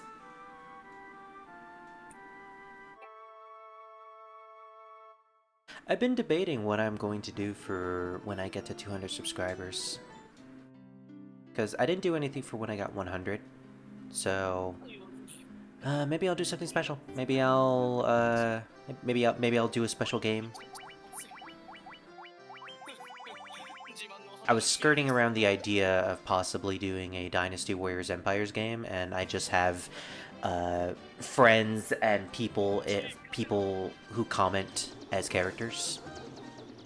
I was also thinking of doing what is it called? Romance of the Three Kingdoms game, and doing the same thing. But I'll think about it. Oh, look at that! I'm being called. All right, I will be back. Enjoy the bland airship theme in the background.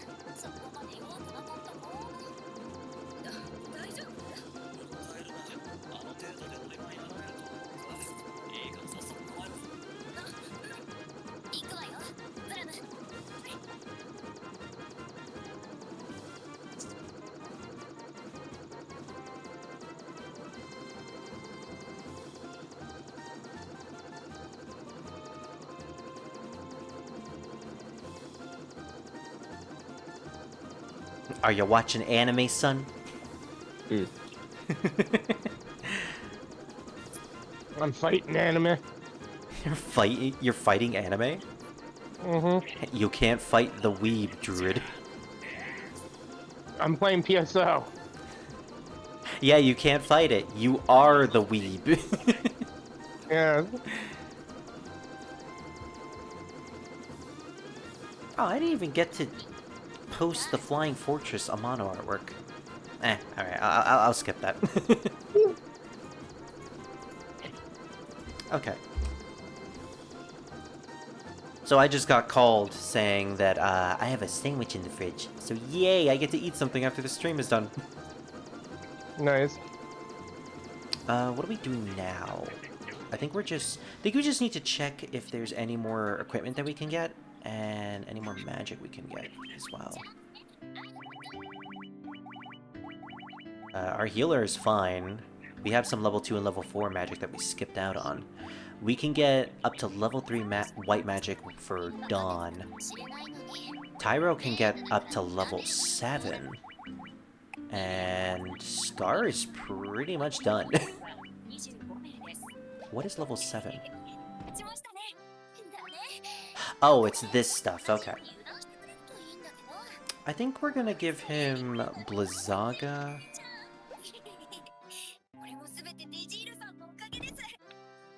Stop laughing in my ears, anime girl.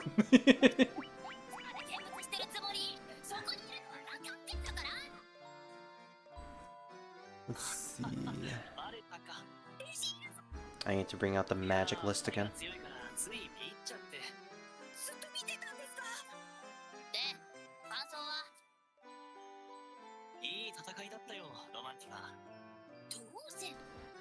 Red Wizard unfortunately cannot learn Saber. That is a big missed opportunity. That means our Red Mage can't be any stronger.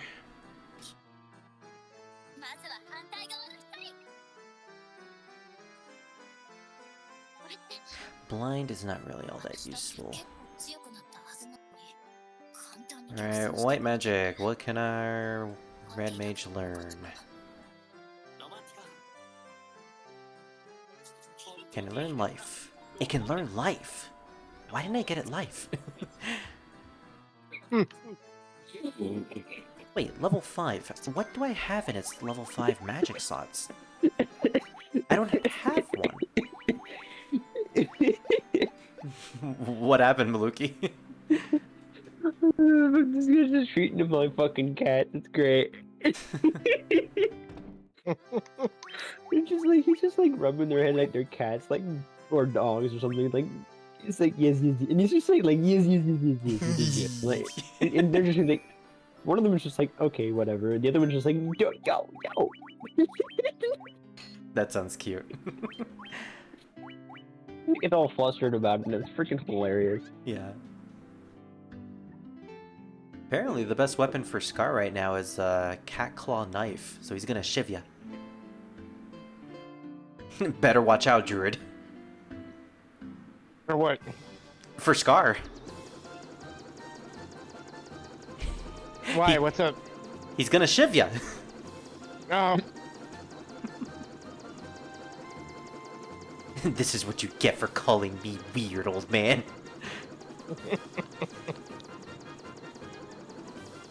Alright, where's the level... Where's the life spell again? That is in Melmond. Alright, we're going back to the vampire village. Well, the village that was raided by vampires. The druid just let take over. Huh. How convenient that druid isn't inside of the Melmond village. Yes. Yes. It appears they're catching on. I must go to plan B. And then Druid himself becomes chaos. Alright, we got the life spell for him. It's a shame that the Red Wizard can't learn any of the multi-target heals. It's only the single-target ones. And it only goes all the way up to Kiraga. He can't learn Kiraja. Transport party to the previous floor. Oh, that's what I was supposed to get for the Red Mage. Do I even need teleport at this point, though? I've already gotten past all of the bad dungeons. Unless I need to somehow get out of the Chaos Shrine, I think I'm good. Yeah, I think I'm fine. Maybe in the original version. I like how all of my crystals are glowing except for the first one. I completely skipped it. I'll never get over it. Alright. Just as a quick check, I want to see how I can get elixirs in Final Fantasy 1.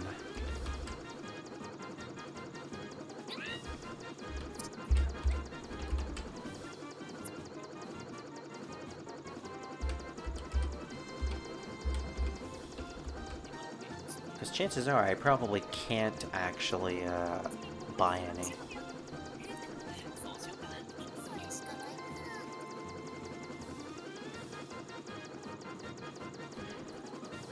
Elixirs did not appear in the original NES version. Elixirs can be found in Origins, Dawn of Soul, and Final Fantasy 20th Anniversary and iOS ports.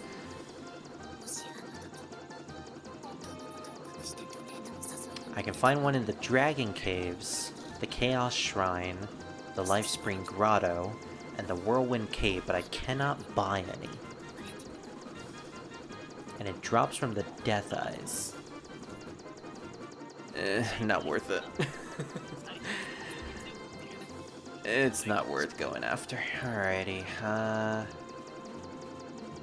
let's go back to Gaia then.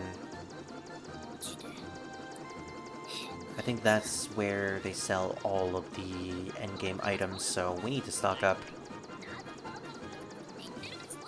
There's literally nothing else for us to purchase at this point.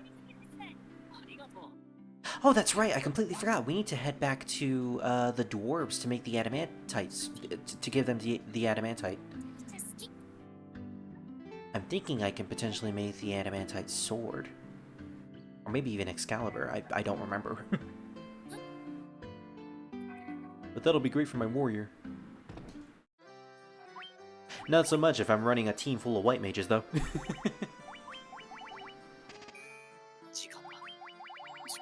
Oh yeah, we can purchase max ethers, max high potions. We already have 99 Phoenix Downs. And Aerith ain't one. Let's get a couple of cottages. Some tents. Wait, we can just get everything. Buy everything! Jesus Christ, we're loaded.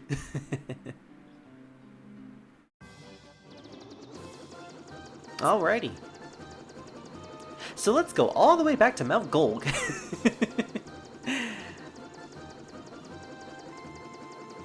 Because Neon has been waiting for us. We need to go see her one last time.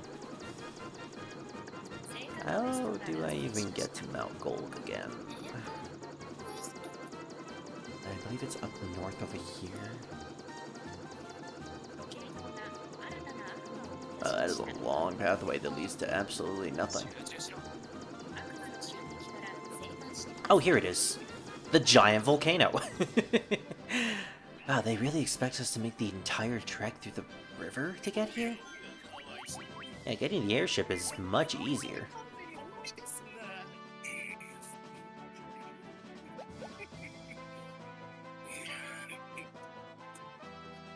Alrighty, let's go. Oh wait, we forgot to go.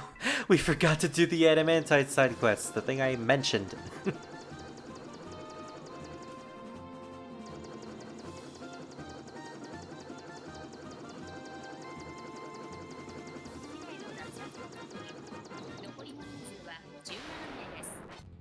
Really? Really, Ogre and Gigas Worms? You're really gonna do this to me? Yeah. That's what realistically should happen.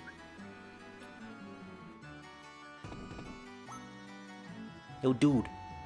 I got your crystal right here. Make me a sword. Yep, it's the adamantite. Alright! Bonk. Bonk. Bonk. Ooh, that's a really fancy sword. It's glowing too. It has like a gold line in the center of it too. and crafted a finer sword. Go on, take her. She's yours. Is it the Excalibur? Hey! It better not be the Excalibur. And I'm going to guess that can only be equipped to my warrior? Yeah. Yeah, that is a way better sword than the Sunblade. In fact, we can actually just give the Sunblade to our Red Mage. Wait, what's the description for it? Sword crafted from a legendary metal. And the Sunblade is a sword effective against the undead. Wow, that would be really good against the Lich.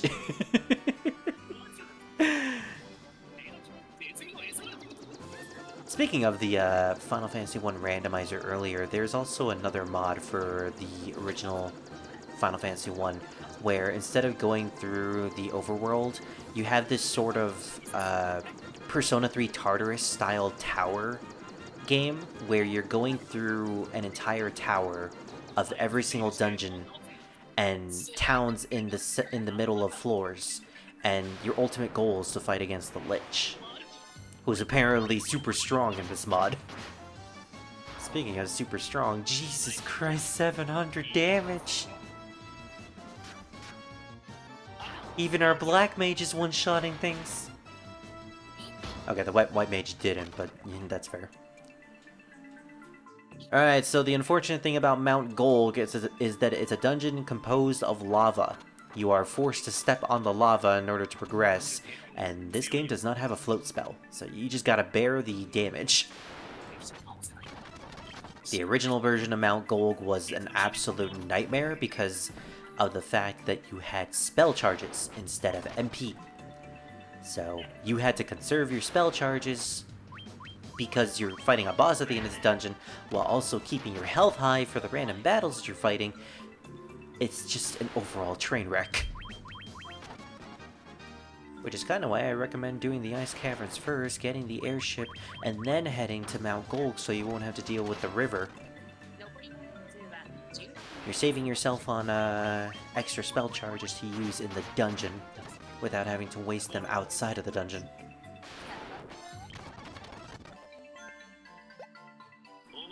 Because, as to reiterate, there are no ethers or elixirs in the original game because of the fact that the spell charges being a thing instead of MP. And the only way you can re-heal spell charges is by staying at an inn. Unless you had 2 healers in your party, you're kind of screwed. Imagine playing this game with 4 warriors. Ugh. I don't even want to think about that.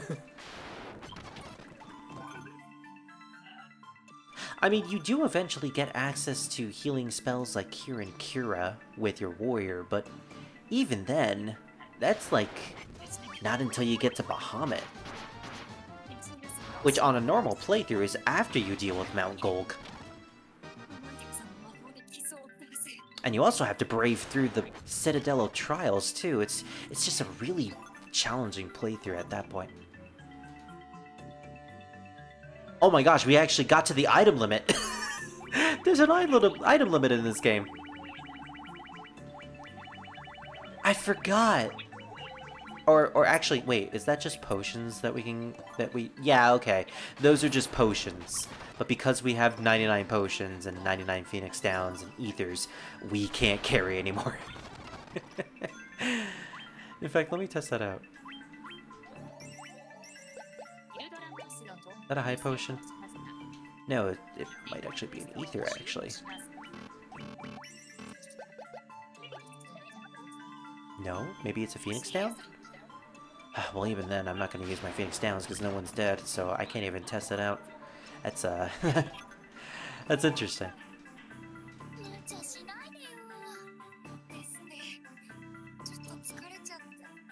The item limit is thankfully way more forgiving in the PSP version. I remember in the Nintendo Entertainment System version of Final Fantasy 1, the item limit was basically you had 4 slots for each character. And I believe that's it.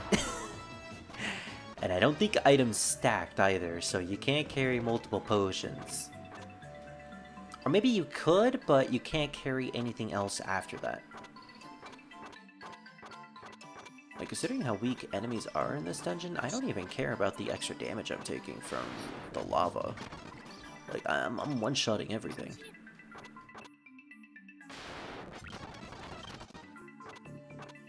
This is kind of what happens when you do stuff out of order. The harder dungeons early on in the game become really easy to do. Like, yeah, you still need to do some of them, but Mount Golg is one of those places where it's not important to the overall airship plotline where you need to get your airship in order to get to other continents. In a way, I'm kind of glad that I actually did this.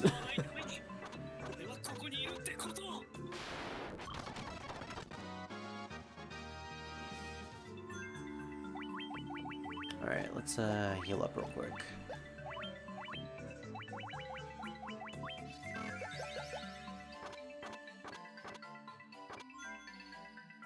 It's kind of weird to me how White Mage has more HP than the Black Mage or the Red Mage.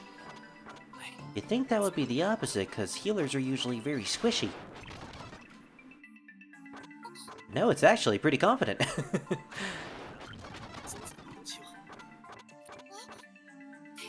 I don't know where I'm going, but at this point it doesn't really matter. I could pull out a map, but I honestly don't want to. I haven't head south. Okay, there we go.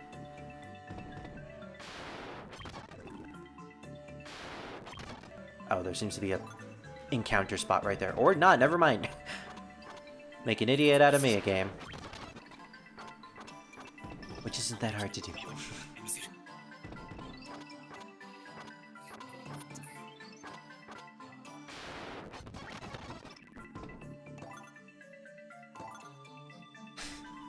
All these chests are just giving me gil. I don't need gil at this point anymore. Also, I also read this fanfiction earlier today, where the premise was if Cinder was just a wind dragon. Mm-hmm. It was like a one-shot thing, but it was basically a thing where they wanted to see what their alternate selves were. Let's just say they regretted it. And it's like every other Cinder, like literally every Cinder that she met, was fucked up in some way. Wow. Because of all the shit that they went through, you know, they had trauma. All of them had trauma except for her. That's something that she unfortunately can't avoid in any other version of herself. Yeah. Which is kind of terrifying. Like, even the ones that looked like her, being like a wind dragon and being silver instead of like, you know, the black dragon that we all know. Yeah. Even they were not happy. Like, they were even having a rough life too. Yeah, just imagine being in Cinder's shoes, seeing all of that, seeing that, yeah, no matter what iteration of your life, it ends up having trauma. You end up having trauma, you end up being miserable. It's just never good for you. But at the same time, like, go on. Sorry. It's like, because when I was reading it, this kind of reminded me a lot about how my story works. It's like, how like the different worlds work kind of for my story. Only my characters physically actually go into the worlds instead of just meeting them through a dreamscape. Yeah. And one of the worlds is actually where if Pally actually didn't live. Oh. Yeah, it's like a what if where Pally didn't live, then everything would have gone to shit because he's important to the story. That one is cool. That world I have come up with like a few names for that one. I think it was Desolation or something like that. Or yeah. Something like that. Like either Desolation or just... Oh. Basically Trathil actually succeeded in what he wanted to do. He basically almost wiped out everybody. Mm-hmm. It's interesting. Like a lot of stories do this when they tackle what if storylines. Like, what if you remove this character from the equation? Then yeah, a lot of stuff changes. Sometimes for the better, sometimes for the worse. Well, the thing is that in the Desolation world, Miles actually still exists, only he's not the Wraith General. Mm. He's just... He was a royal before the royal family was entirely executed. The royal families don't exist anymore. So it's pretty much just a loose band of different dragons. Mm-hmm. But the Guardians and a few of the Guardians and just a few of the miscellaneous people. Yeah. I forgot that they named her Merilith in this version. Because in the original, she's supposed to be Carrie. Which, now that I think about it, is a very mundane name for a giant snake woman demon. Yeah, you're talking about what ifs, and I actually really like the premise of that. I mentioned this before, but the story that I'm eventually going to be making with my comic involves your characters coming into my world, or coming into the world that I'm creating. And yeah, I've skirted around the possibility of ideas about what if these characters forget things, like forget the events of their previous world. So I find talking about this stuff really fascinating. Yeah. Hey, there she is, the giant snake lady with multiple swords. Nexus, Tanya, and Hurricane, they don't traverse realms like Pally and Miles do. Yeah. Pretty much the only reason why Pally and Miles actually are going through the whole realm thing is because they ended up blowing up Drathkal's freaking dimension within convexity, which created a temporal shift and basically dislodged them from their world. And so basically, the Astral Chronicler, Theris, or Drathkal's wife that he killed, is basically trying to look for it while they're having to go through realms and set things straight, or just fix things that are like not right because they're from their realm, and like because Honorian, it's usually where the whole Honorian and freaking what's the other one again? Honorian and I just want to see how much Flare does. Nezroma. It's where the whole Nezroma and Honorian arc comes in. Yeah. Where they come in. They're the whole after effect.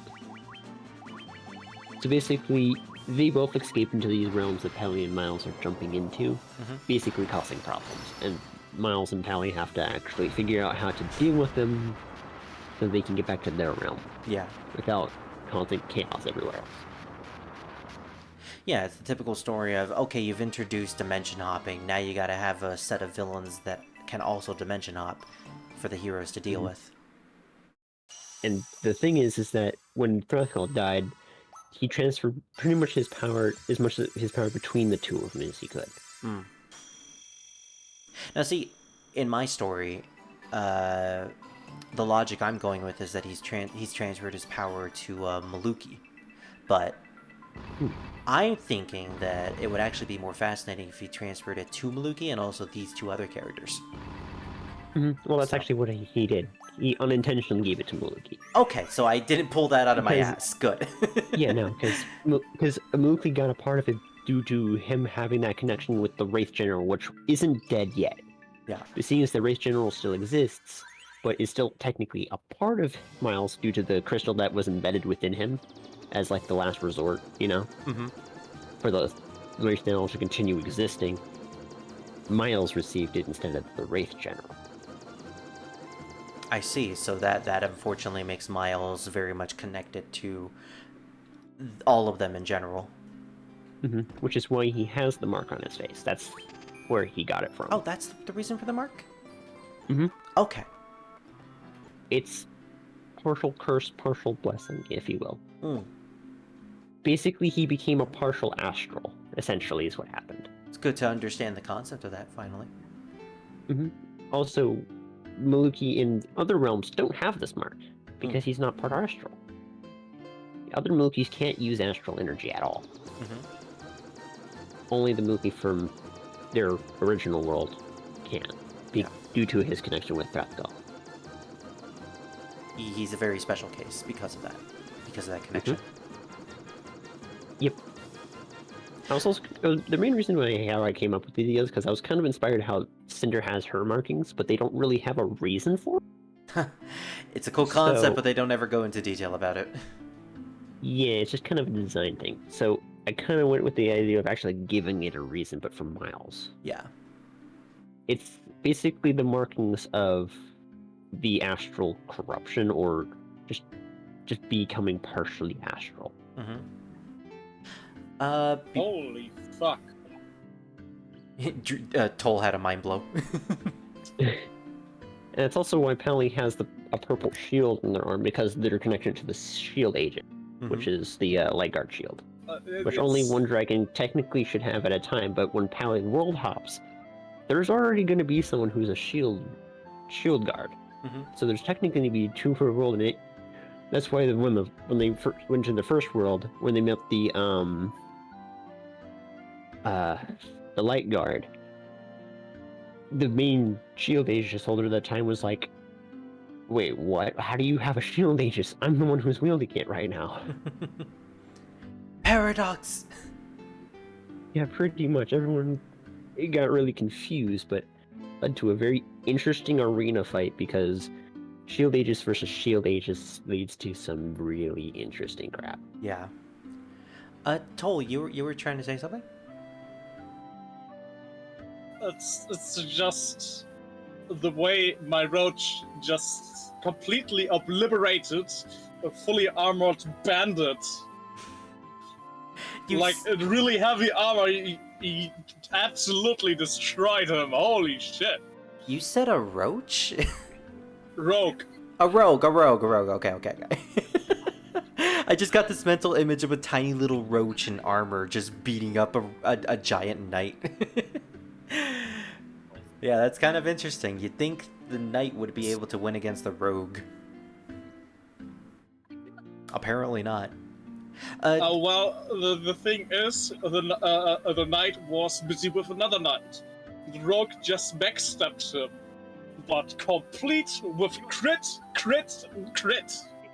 Okay, that sounds about right. He got 4 steps on him, and they were all for crit. Usually, the rogue's normal modus operandi is to attack enemies from behind and do critical hits. That's usually what he does in most fictional stories. Yeah, but not in this game. It's not guaranteed to be crit. Oh, so you just got lucky. He got really lucky. He fucking destroyed him. Nice. Holy sh... To go back to the discussion, Maluki, before I continue with the story.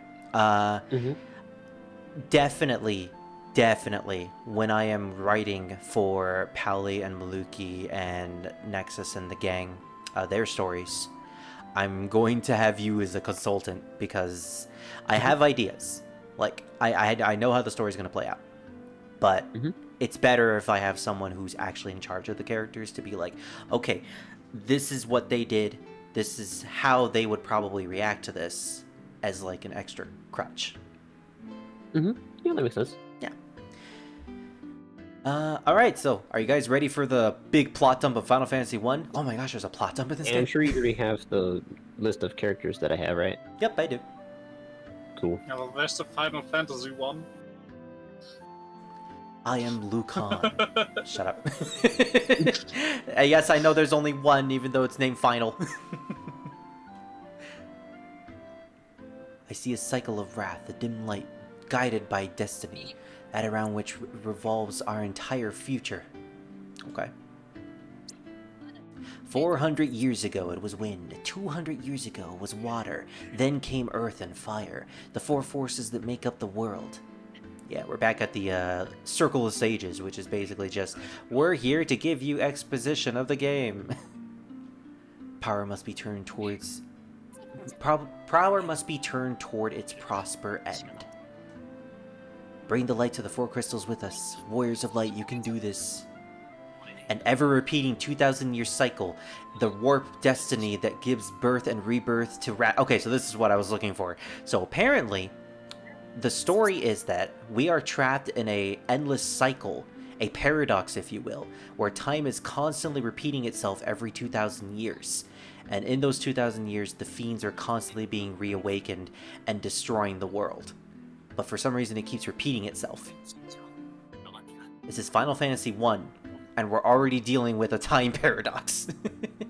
So Final Fantasy VIII did not pull this out of nowhere. But it's no more than an illusion, a fantasy, and only the Warriors of Light can break the cycle. It seems to be a trend for the Warrior of Light. And I know this is like all the way to the end of the game for me to explain this. Probably a little too late. But the Warrior of Light, you know, the character in the blue armor, the guy from Dissidia, cool looking dude, the OG paladin. He's not in this game. The Warrior of Light is a creation of Amano. He's basically an amalgamation of the 4 warriors being one person. Why? I'm not sure. I don't know why the Warrior of Light was a concept to begin with, but it did spawn a really cool design and a really cool character in later media, so I'm not going to complain about that. I didn't realize that these two almost kind of remind me of Reno and Rude. Fuck. Reno, Once the guy with the red anime? hair literally hasn't... Yeah. Basically, these 3... It's like, the dude with the red hair reminds me of Reno. He even has almost similar hair. What about the other guy? Only... The other guy is Rude if he had hair, I guess, and was more of a jackass. Oh yeah, because Rude if he didn't... Rude if he didn't have standards. I agree. Anyone who loves Tifa definitely has standards. Well, I mean, he's just... The thing is, this guy, he is an asshole and kind of a bit of a misogynist, so... Oh, that's a sad combination. Yeah, so that's why I'm saying, it's like, I can see the resemblance being, you know... This guy, well, I mean, the other guy, he's just a hothead. I mean, that's not much unlike Reno. So, I mean, hey, he's got that going for him, at least. Exactly. And the person in the middle is the female. I don't know the female Turk too well, so. She's just the girl. She's ditzy. Well, this one, I don't know. She just doesn't talk a lot. She just is like, all right, Yeah, I'm gonna kick your ass. pretty I'm not gonna talk much. All right, I think somebody's calling me, so I will be right back. You can.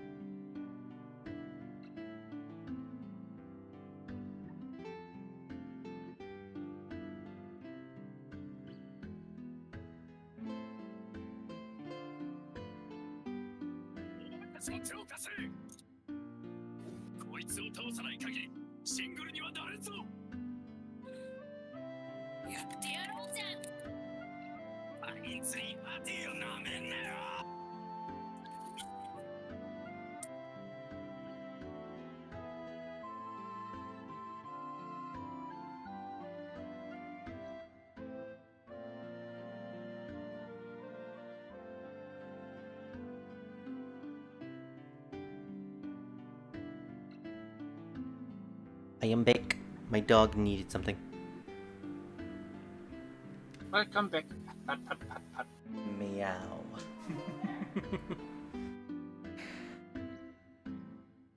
Oh, I need to get rid of the be right back sign. I've forgotten that once. Never again. So this character was, I believe, added in the Dawn of Origins version? Or Dawn of Souls version, technically. I know it's called Final Fantasy Origins, but I forgot the second name. Or they might be in the PSP version, I don't know. But this character is basically tied to the newest optional super boss that we probably won't fight because that'll take a really long time to get to. But they're basically like here to tell you, hey, if you didn't listen to the giant window inside of the Flying Fortress, the origin of all this is at the Chaos Shrine, dipshit, go there. And then they just walk away. Something tells me they're connected to the Lufenians, I can just tell it. Alright, so we could go to each optional dungeon and fight against Final Fantasy 1 through Final Fantasy 2 to 6 bosses, or we could just end the game right now. I would try to fight the Phantom Train and Shinryu, but I don't feel like it right now. Also, you kind of need to be at like level 70 in order to fight some of those guys, and while those places do give you a good EXP rate, it's not worth it. So we're heading back to the Chaos Shrine. This is the original place that we started the game at. This is where we defeated Garland to save Princess Sarah. Also, yeah, if you want to do the optional stuff, you go all the way to the top of the Chaos Shrine, and I believe you talk to that person. Or no, they open a door that leads to a different location. Okay. We're not going to do that.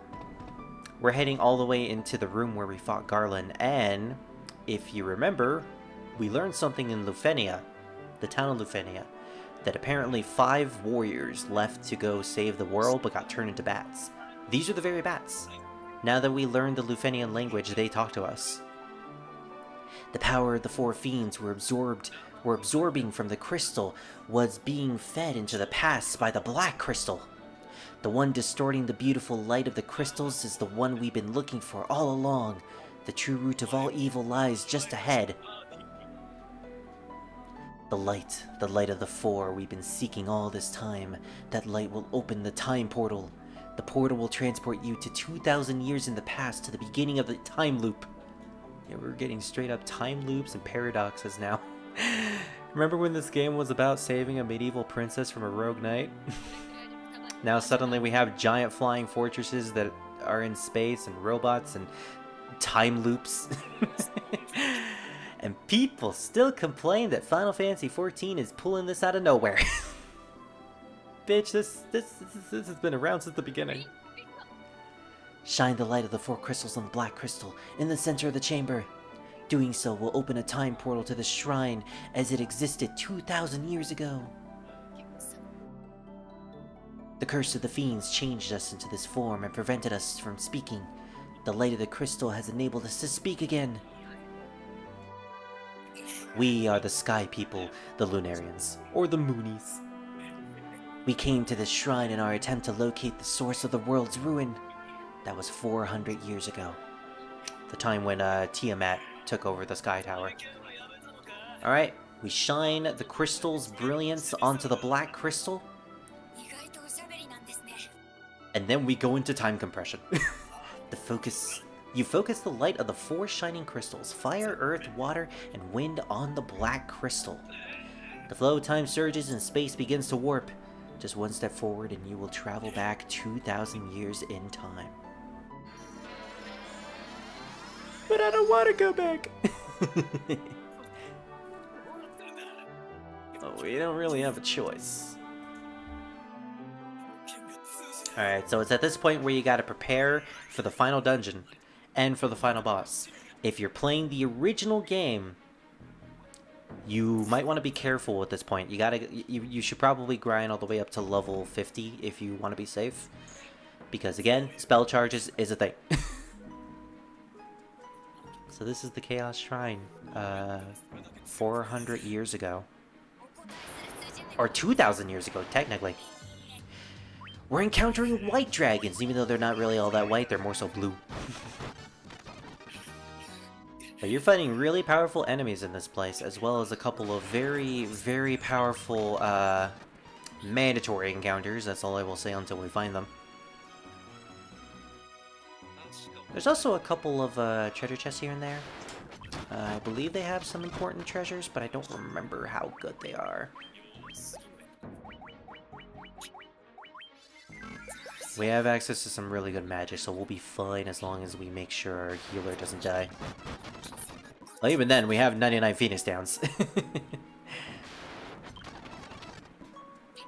Oh, we actually can't escape this place either. Front entrance is blocked. I'm not gonna go to the basement yet. I want to explore the first floor. Because I'm pretty sure there's some treasures here. But they're probably up there. I don't want to go up there.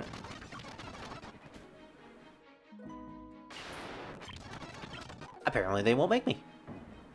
Okay. Back to the basement.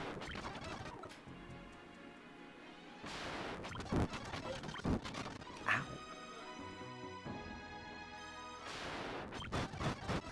Oh, Jesus Christ, those white dragons. Okay, yeah, the fact that I fought 4 of them and they were spamming that ability, probably not good. Alright, let's bring back our red mage.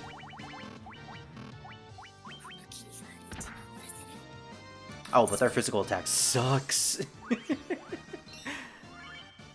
Instead of 1 baby, it's 2 babies. 800 damage, wow. The Excalibur is no joke. Kaboom! Not bad.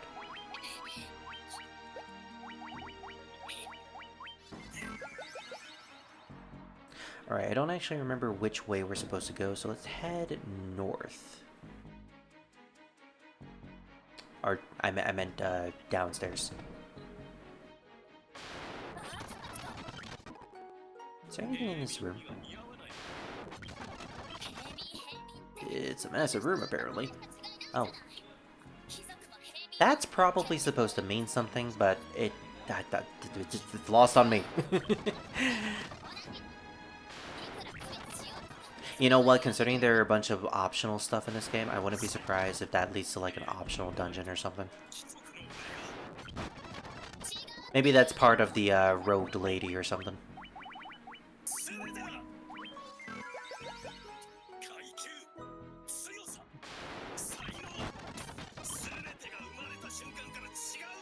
Alright, I guess we're heading upstairs then.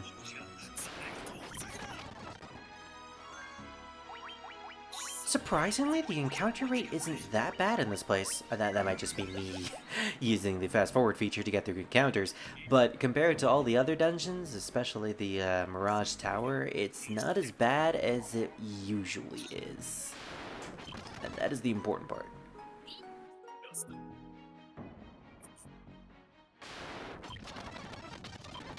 Oh gosh, so many Black Knights. And I'm not using any magic on them.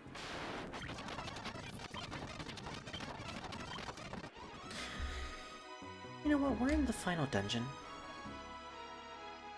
Let me just bring out the map.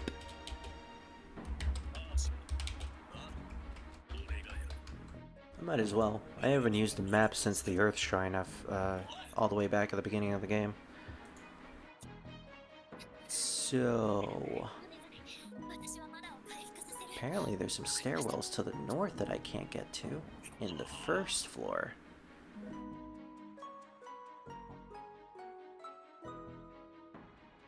I'm gonna paste these in the voice chat text just so it'll be easier to remember.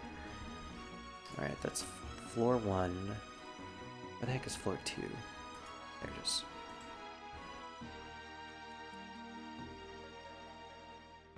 Floor 2, floor 3, no, that's B3.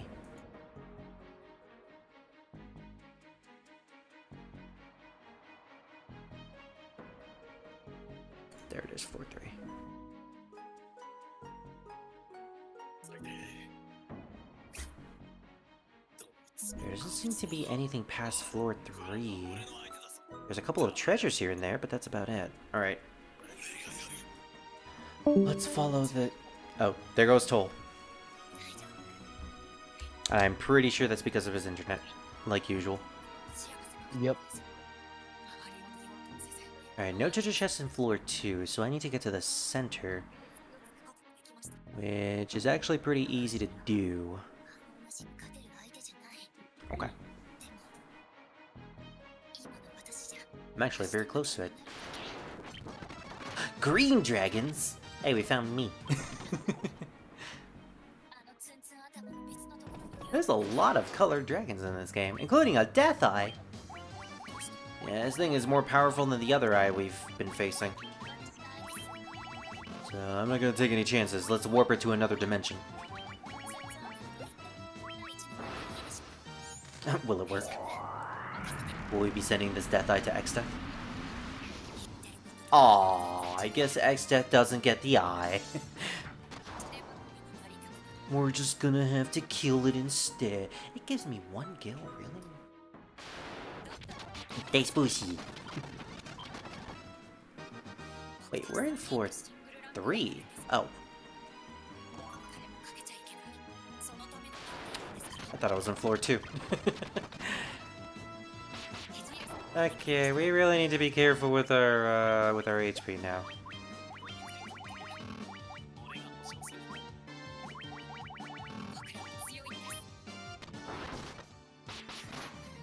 I am really taking a lot of chances here. Meow.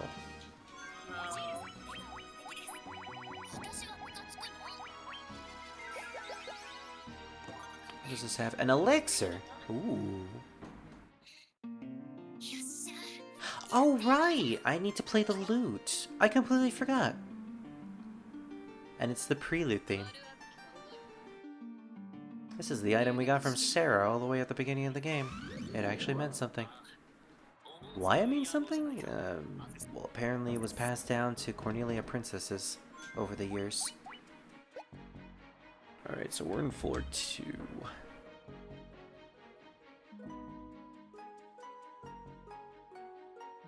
So it took us down there.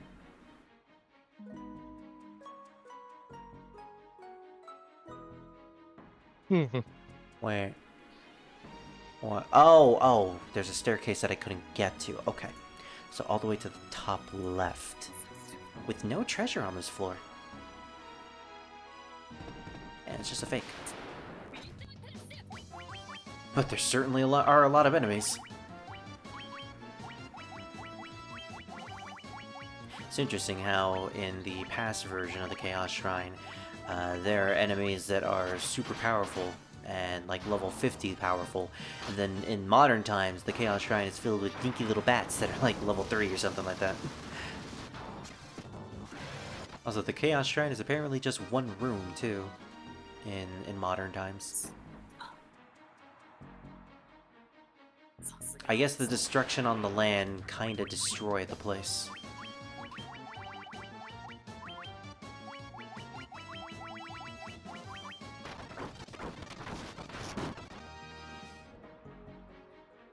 Alright, floor 1, which takes us all the way up north, so we can... Oh, we actually do have to go to through these passageways, apparently. I can't go all the way up north, though, but I think that would cause me to leave the shrine, which is not what we're doing. Alright, B1. Alright, now I need to bring out the maps for B1! Yay! Oh, this room is apparently very easy. Wait, why is it super easy?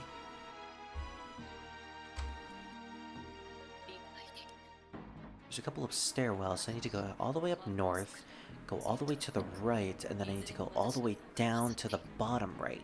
There's nothing else in this room. No, I don't think so. Yeah, there doesn't seem to be anything else in this room. That's weird.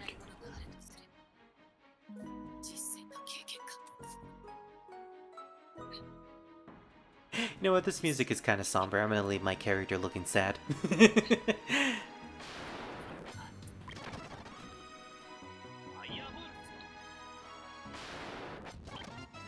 Clay Golem and Stone Golem. The only difference is one is a different color. Alright, there's the stairwell. Let's go. Lich? Yeah, so a big thing about the Chaos Shrine in the past is that you get to fight, you get to have rematches against the 4 elemental Archfiends. In the context of the lore, these are the fiends that have just only recently been created, because this is in the past. So they are at their strongest.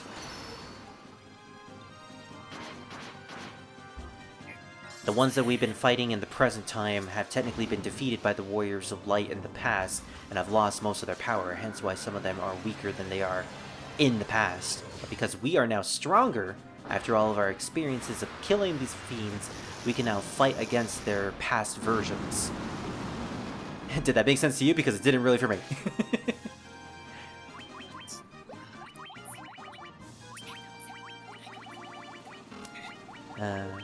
Fictional stories and their time loops. Whenever a story introduces time travel, it always becomes a little too convoluted for the casual mind to really understand. It's not that complicated for Final Fantasy I's story, at the very least. They make it, at the very least... They take the time premise and the time loop premise, and it makes sense when you really think about it, logically speaking. Like, okay, there's a time loop. The 4 fiends are responsible for the time loop, but there also seems to be someone else who's responsible for the fiends' creations, as well as the fiends creating the time loop. So there's a certain catalyst, there's a paradox here. Whatever that paradox is causing all of this to stay in a grandfather time loop. The correct term is a grandfather time loop, where there is an origin to this, but the origin has been lost, and because of that, the origin is no longer found, so the time loop just keeps happening with no particular origin. Again, talking about time travel is very complicated, but this will all make sense in the end. Basically, time travel in general is complicated. Yes, basically, there's an origin to all this, but it's been lost. The point is, there's a time loop, and we're here to fix it. That's all there is to it.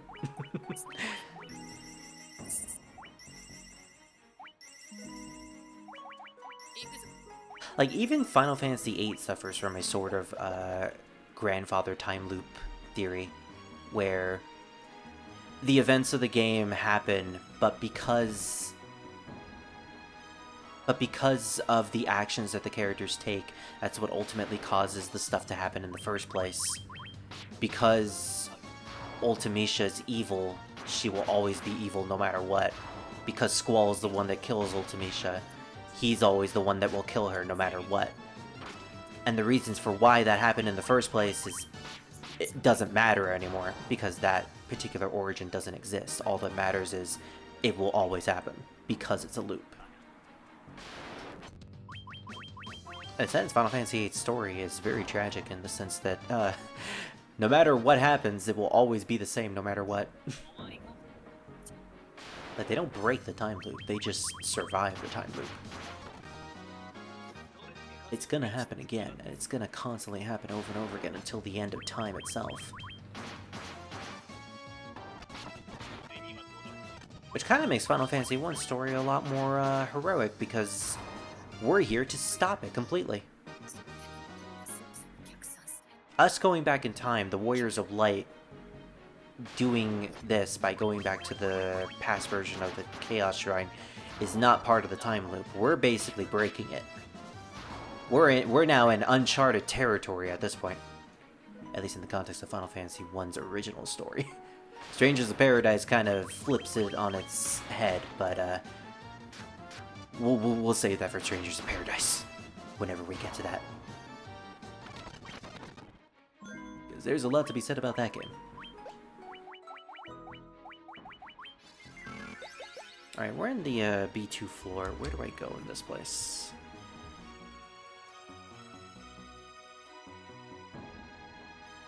Okay, this floor is a lot more massive than the last one. So where am I?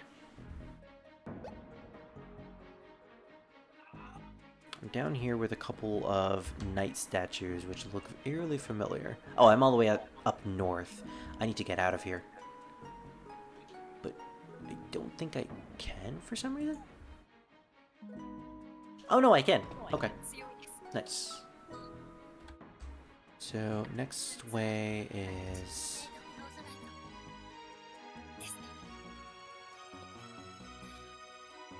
Where the heck?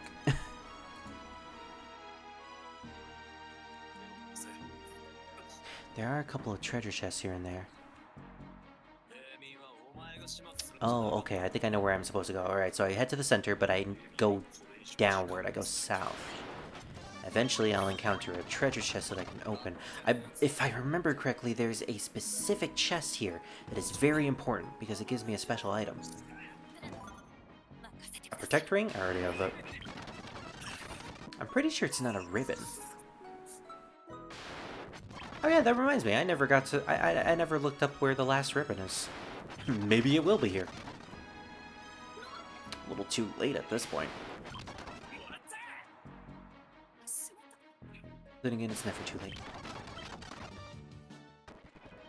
It's never too late to look pretty. The Sasuke's blade, which I believe can only be equipped by ninjas? Yeah.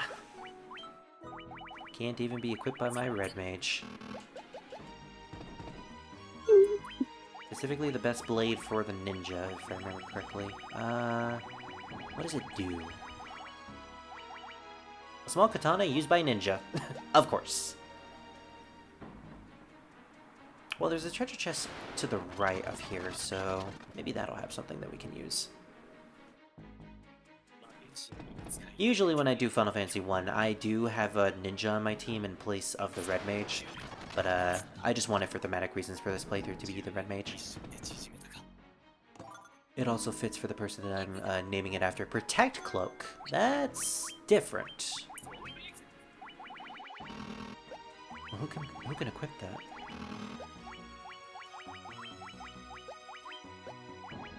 Oh, it's a shield. A large cloak worn over armor. Is that better? Defensive-wise, it's better. It lowers our evasion, though. Not as good as the diamond shield. But, Red Mage can't equip that, so we're gonna give him the Protect Cloak. And there should still be something all the way to the right, because we haven't even got there yet. Alright, this is the Mega Elixir! I didn't even know you were in this game, Mega Elixir. Fully restores party's HP and MP. I'll have to remember that. Maybe I'll use that during the final boss. While I'm setting up at the beginning. Alright, that's it for floor B3 or B2. What the? Oh, Marilith! Carrie! How's it going, Carrie? Alright, well, we actually have to be careful with you.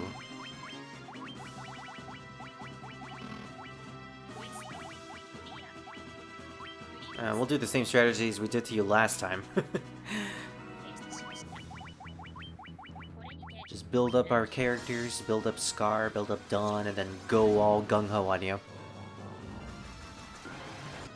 Because apparently Flare is really powerful. At this point, I probably don't even need to use Protect. These battles are difficult, but not really for me, because I have grinded. Well, technically, I haven't even... Okay, I haven't even grinded in this game. Besides the small bit of grinding I did at the beginning, because Garland was a bit of a challenge, I haven't done much grinding. He's mad. I think the last time I officially grinded was before the Earth Cave, and that was mostly because the Earth Cave was actually challenging. But after that, Final Fantasy 1 hasn't really been all that difficult for me. And obviously that could be because of the fact that we have MP in this game and we don't really have to worry about spell consumption, but even then, Final Fantasy 1 can be really easy if you just know how to do party formation. Like, as long as you know that you want to have a white mage, you want to have a black mage, and some offensive units, and you're fine, you're golden. It also helps having flair. Way to go, Scar!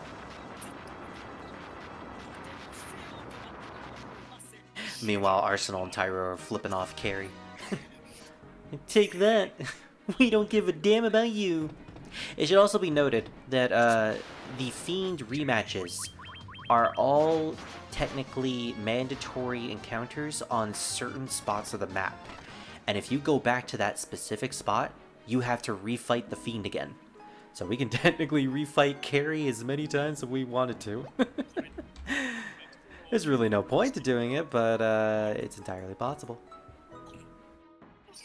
Okay, floor B3. We're getting close to the end. So there is literally nothing here in this floor. We just need to head all the way to the bottom right. Problem is there's a lot of doorways.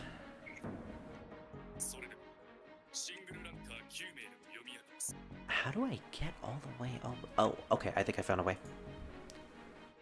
So we just head downward this direction. Oh, we're now at level 50. We're now ready to fight the final boss.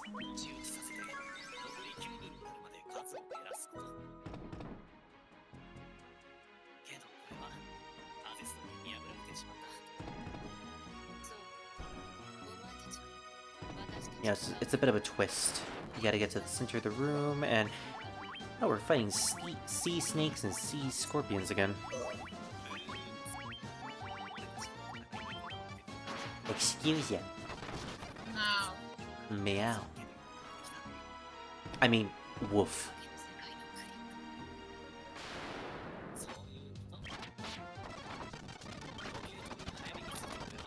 I would cast Flare, but quite frankly, my dear, I don't really care. Oh, maybe I do care now. Oh boy, there's Kraken again. What do you mean, woof? I've seen enough hentai to know where this is going, and my reaction to it is just woof.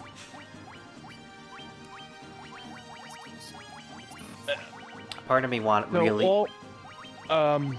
So not to be a downer, Okay. but my mom and I both called Dad today twice. Like all day today, we've been trying to call over there. He's just been sleeping like crazy. Even the hospital said he had a ton of energy yesterday. But today, nothing. He's just sleeping and sleeping and sleeping. Does that call for concern? No, it's just he's had a lot of energy, and then all of a sudden now he just wants to sleep. Yeah. Like, I know that they did the there was a procedure they did where they're draining the liquid out of his lungs. Yeah. Or the mucus buildup or whatever. But they already told him he's going to be on like 6 or 7 meds, or just for his heart alone. For the rest of his life, pretty much. Yeah. And he's just sleeping like crazy. He probably. Which is good in a weird way. Yeah. Yeah. He probably exerted so much energy yesterday that he's crashed this entire day. Yeah. Which he Like deserves. they said, he's breathing. His blood pressure, his blood sugar is perfectly normal. Yeah. They said he woke up a little bit at the hospital. They said he did wake up and he ate stuff, but then he went back to sleep. But after that, after he ate something, he went back to sleep. He's been sleeping. It might be the body's way of like trying to heal itself. It might be, yeah. Like, we know that rest is the best way to heal after a sickness or during a sickness. So Yeah. it could very much be that.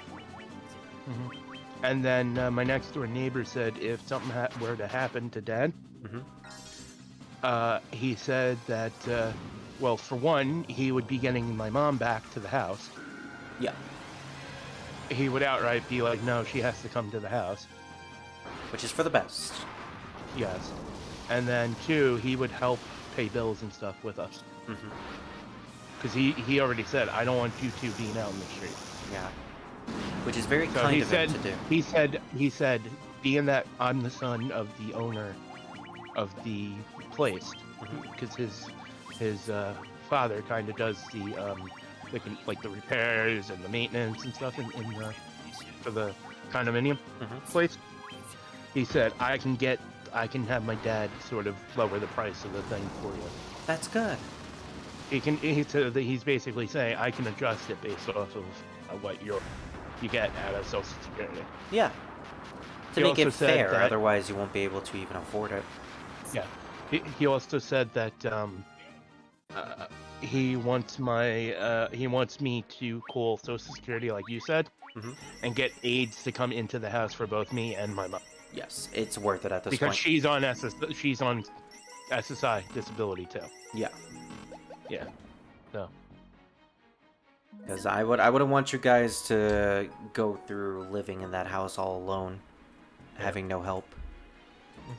And you two are definitely going to need it. Yeah. 3, B5, be free. Okay. Well, at the very least, I'm glad that he's resting, and it seems like it's not it's not warranting any sort of concern. Yeah. They said his heart's pumping like 41-42%. So. I see. Yeah, so that's what the medicine's for. The medicine's supposed to be like a thing to help the heart heal. Yeah. Help regulate it, so it's, you know. And let's hope that that's enough to keep him going. Yeah, it should be. Oh, the Masamune, And the best weapon in the game. And the heart doctor wants to do a stress test on him.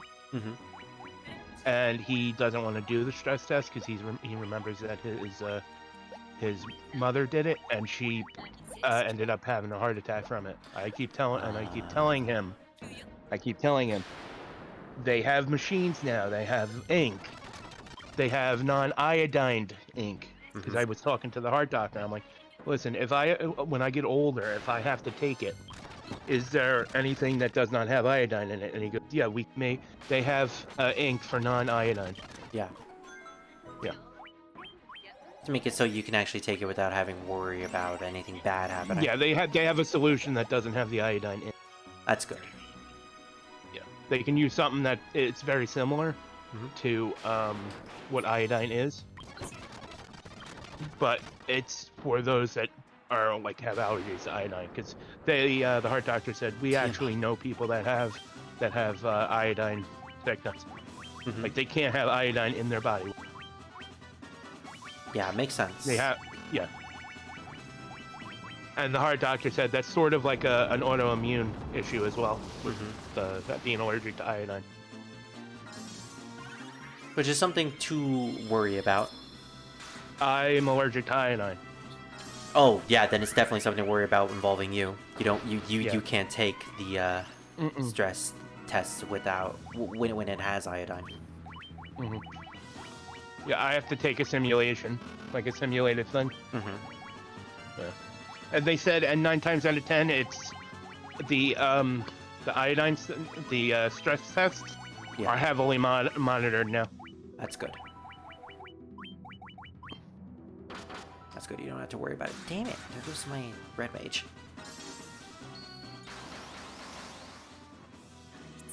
That's not really gonna help all that much. He's already on the ground. Okay, well I prepared for this. Full life.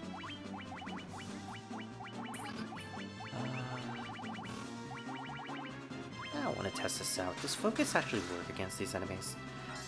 1,000. Wow. Okay, the Masamune does a lot of damage apparently. It's almost like it's the best sword in the entire game, if we're not counting the super dungeons. Ugh, focus never works.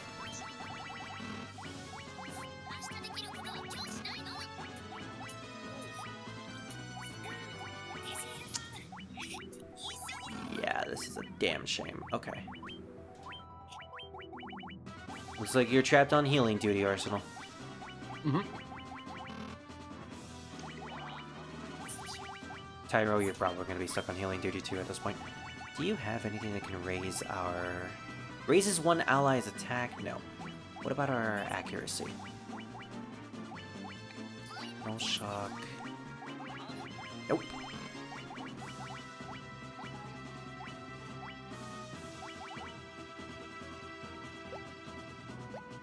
No. We're gonna give you no all. Just to keep you alive.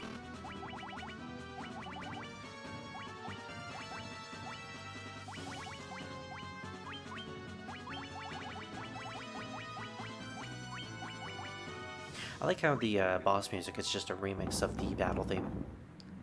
It's like a more climactic mix of it. Which I'm glad they did, because in the original game, there was no boss music. Not even the final boss had its own music. It was all just one song.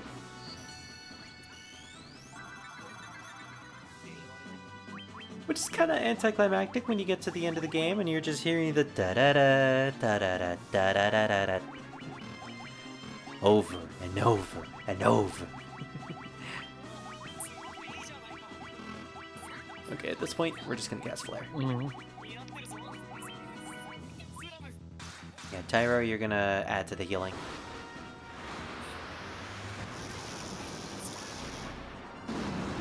It's a shame you can't equip the Excalibur, but it is what it is. Ow. Even with Null All, he still takes more damage than everybody else. Maybe it's because he doesn't have Invisible on, but I doubt it. Invisible just increases your evasion, right? Yeah, it raises your party's evasion. Raises party's defense. Wait, does defense also mean magic defense? No. No! It couldn't be. Well, there's no shell in this game, so that's the only explanation. I'm gonna fucking check. If it counts for all sorts of protection, then I am going to be mad, because I didn't use Protect during any of these battles, because I assumed Protect only helps against physical attacks. If that's the case, then I'm gonna have to use Protect during the final boss. Cause yeah, this is doing more damage to Tyro. I guess we'll never find out. Ah, screw it, I'm gonna use Protect on the final boss anyways. Mm-hmm. He's gonna be using physical attacks, I need to be careful. Mm-hmm. This anime is so intense.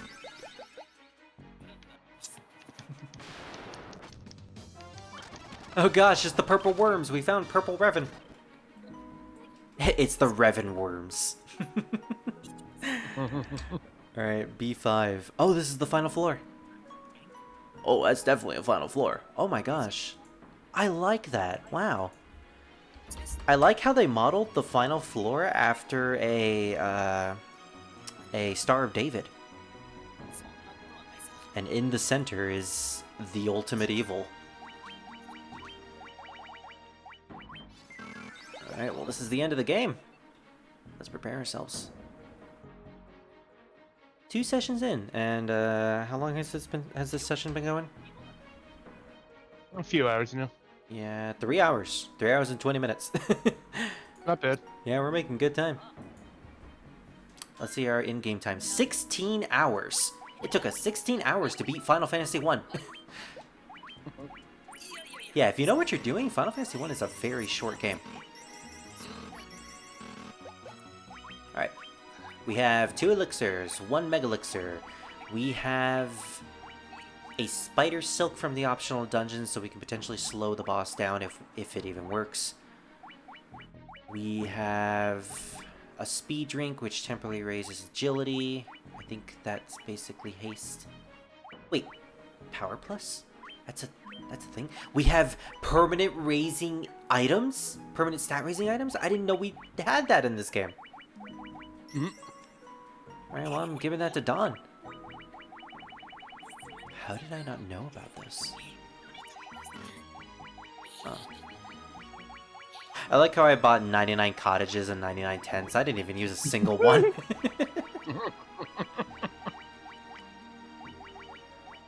I think I over-prepared a little too much. Could have spent it on potions. Well, I mean, I didn't get any normal potions, but I got 99 high potions. Oh, then you were fine. Then you're fine. Yeah. And I got an X potion just in case I need a full heal. Dry Ether fully restores MP. Okay, I'll need to remember that I have that.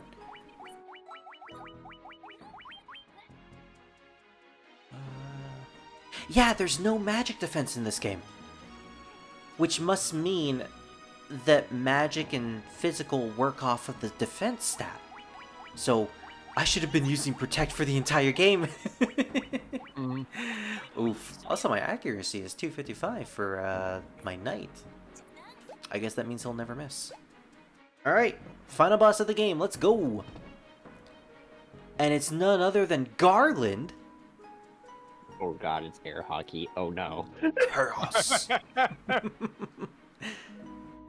you I know remember this one me? all too fucking well. I was You do once... not want to fucking play air hockey with competitive people. Oh, air I hockey know, is I'm so one of much fun, though. I know. I'm just saying you don't want to play with competitive people because I know it because I'm one of them. Oh. I will fling a puck. Watch me. I will fling a puck. Druid, No, missed 'cause I've done it opportunity. You before. should have played air hockey with him. I've actually flung a puck. See, that would get you disqualified. Yeah. No, like, it's- I just freaking slammed the thing so far, freaking hard that it freaking lost balance and flung off the table. It didn't actually hit the guy. It just flung off the table. Oh, okay. But that's a lot of force to be able to do that. You'd be surprised how fast I can move my arm. Impressive. I like the detail of the statues of each fiend in this room, representing each corner. Do you remember me? I was once known as a Knight of Cornelia. It's him! The Mr. I will knock you all down daddy himself. 2,000 years ago, or 2,000 years from now, you killed me.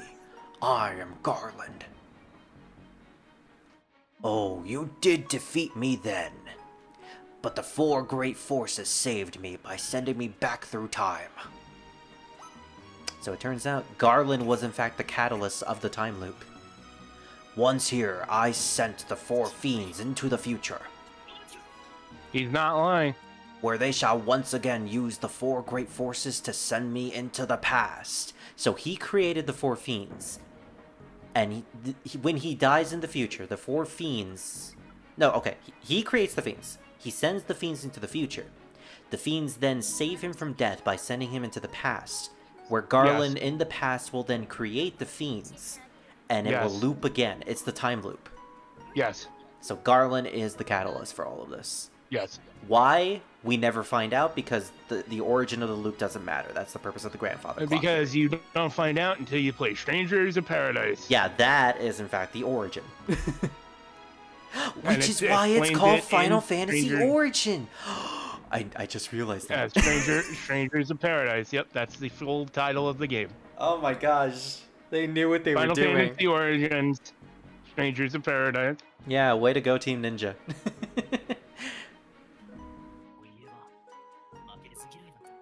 In 2,000 years, I will remember none of this. Yep, he'll just be a lowly knight in charge of the Cornelia guards. But his true identity now, in the past, is in fact chaos. Garland has become discord and dissonance himself. He became the Discord moderator. Oh gosh, he's the ultimate The- Discord moderator. Yes. Is that why he has an exposed penis with a face on it? Druid. That's good. I'm not gonna ask, but don't show it to me. I'm not going to. So I would do I a can't key- anyway. I'm playing PSO. That's going to talk. So unfortunately, I can't do a Keith David impression. I would if I could. Yeah. But I will be reborn again here. Oh, I might as well do the filter thing. So even you die again and again, I shall return.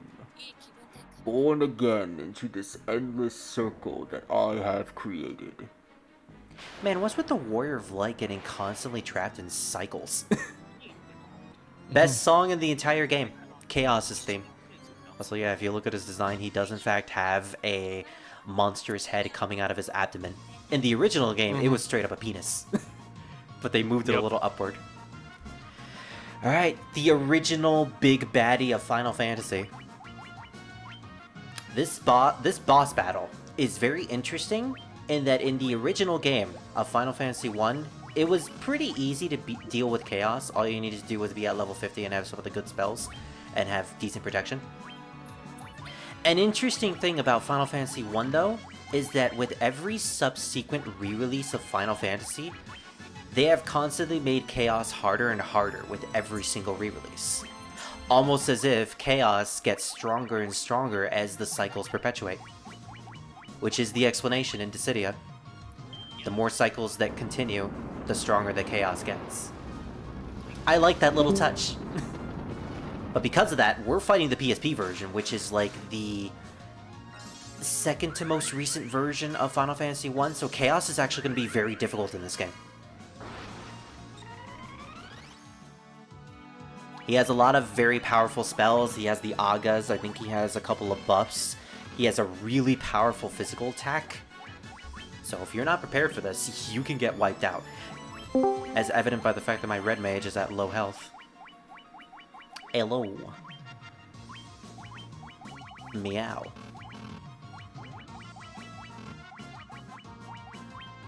We need to use haste on our characters. Oh, wait, I just realized.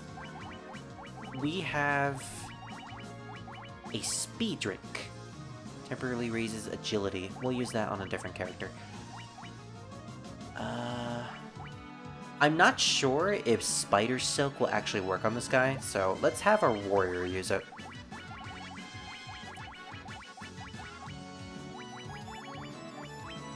We got this from the optional Final Fantasy III dungeon, so we might as well use it. Arsenal, you're gonna be on healing duty for a while. We're gonna have the others do their prep time. Scar does have access to haste, temper, and saber. So first and foremost, we're gonna have haste. Actually, I think I already used haste on Dawn. So we're gonna put temper on him instead. And any sort of protection we can do here.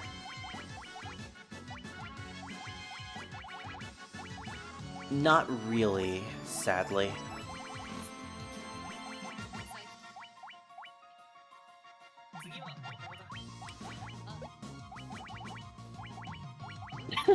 For now, we might as well just use one of the Null spells. Let's use Null Shock, or no, Null Frost, because he's gonna start using Aga spells. Will this actually work on him? It missed. Alright, so slow does not work on Chaos. Bitch, please, you cannot slow the power of Discord. Yeah, tell that to Maluki's internet. What? I should have said Toll's internet, damn it! Yeah. Decent internet, jeez. Missed opportunity. Yeah, Toll's internet's not the greatest right now. Yeah, no. About that time, so yeah. Tyro is gonna die unless I heal him, so I should probably use a high potion on him. Yeah. Can't afford to use Holy or Null all in this battle. Scar, you're gonna use haste on everybody so that we can actually increase our speed. Wait, what is it? What does haste even do in reality? Doubles one ally's number of attacks. Okay, that's actually not increasing our speed. But I will put that on Tyro. Now what does the drink do? A speed drink temporarily raises agility. Oh, I want that. I want to put that on my white mage. Definitely. Dawn is faster than Chaos, but the problem is Arsenal isn't, and Arsenal is going to be the one who's going to be healing us.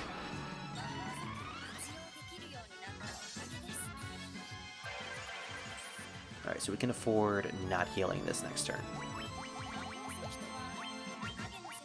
If worst comes to worst, we can always just use Mega Elixir with Dawn. Alright, we need to start applying Null All on everybody. First and foremost, we're going to apply it onto Tyro because he is very squishy, more squishier than Scar, which is very surprising. Let's put Temper on Tyro. Oh no, you know what? No, Scar will use Saber on himself, and then Tyro will put Temper on himself. There we go.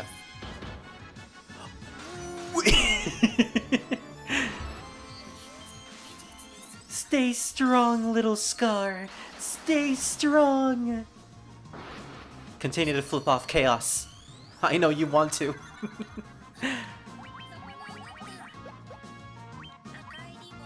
We need to heal Scar. Yeah, that's not a question. I only have one X potion. If I use it now and Chaos is faster than me, then Scar's dead. Wait, no. I'm gonna have to use a high potion and just hope that he lives. I can't afford that.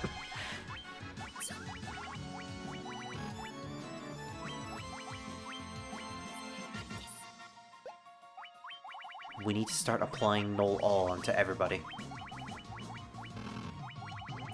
Scar, you're gonna defend in the hopes that this will reduce damage. Does it reduce damage, actually? Doesn't say. Meanwhile... Tyro, you heal him. Damn it! Oh, okay. He hit Arsenal, who for some reason is a tank. When the white mage is the tank. And it's not Aerith. Did I really just use Kiraga on the character that I also used the X potion on? I wasn't paying attention. Alright, put no all on yourself now. Scar is pretty much done with prepping, so... Lower one foe's evasion. Might as well try. Chaos is fast. And he's still powerful. If he hits Tyro twice, he's dead. Miss. Alright. So, pretty much, we can't actually debuff Chaos. I do really like the background, too. It's like a mixture of a peaceful sky with clouds of darkness. All the while, we're just on top of a floating pedestal. I'm not going to put Null All on Dawn because he can actually survive a lot of stuff. So we're going to start healing with Arsenal. Keeping ourselves alive. That's the important part. Alright, we have prepped enough. It's time to go on the offensive.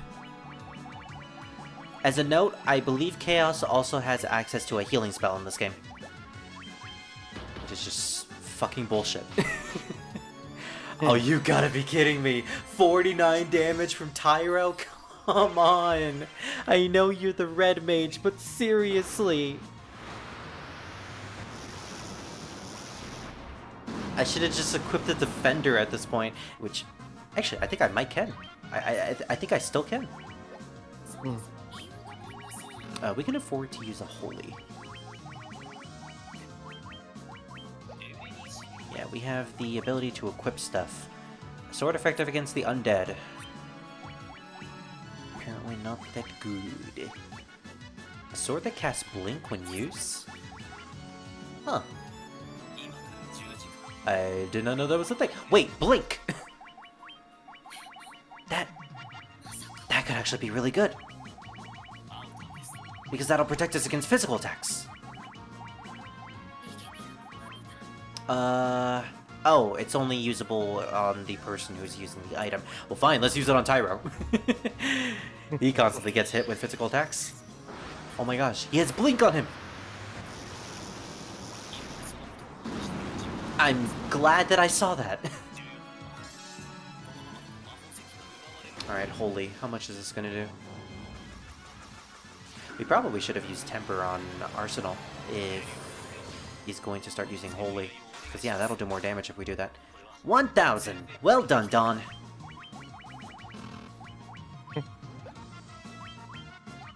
Now, you know what? First and foremost, let's use the Defender. No. We're gonna use Defender on Scar, specifically. I'm fine with the other two, because for some reason our White Mage can tank stuff. So he doesn't really need the Blink. He doesn't need the Blink. Kinda sounds like a illness when I say it that way. Oh, you're using Blizzaga, Tyro's using Blizzaga? Okay. And that's no all doing its work. His magic isn't going to be doing much damage to us anymore. It's his physical attacks that are the issue. 600. Alright, Tyro, let's see how good your magic Yeah, is. this guy with this whole freaking knowledge of the whole past and everything, because he's lived through it already, is kind of nuts. Because he's like, yo, these guys are gonna go steal this really important item. Yeah. And people are just like, wait, hold up, what? How do you know this? Like, I don't have time to explain. All I know is that this is the way what's gonna happen.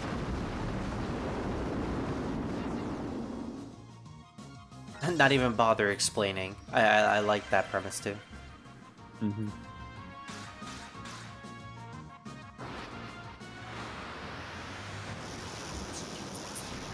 So an interesting thing about Chaos in this game is that he is in fact designed by Amano, and I believe this design perpetuates throughout every single one of his appearances. Chaos. Chaos! Not the Strangers of Paradise version of Chaos, unfortunately. That's a completely different beast.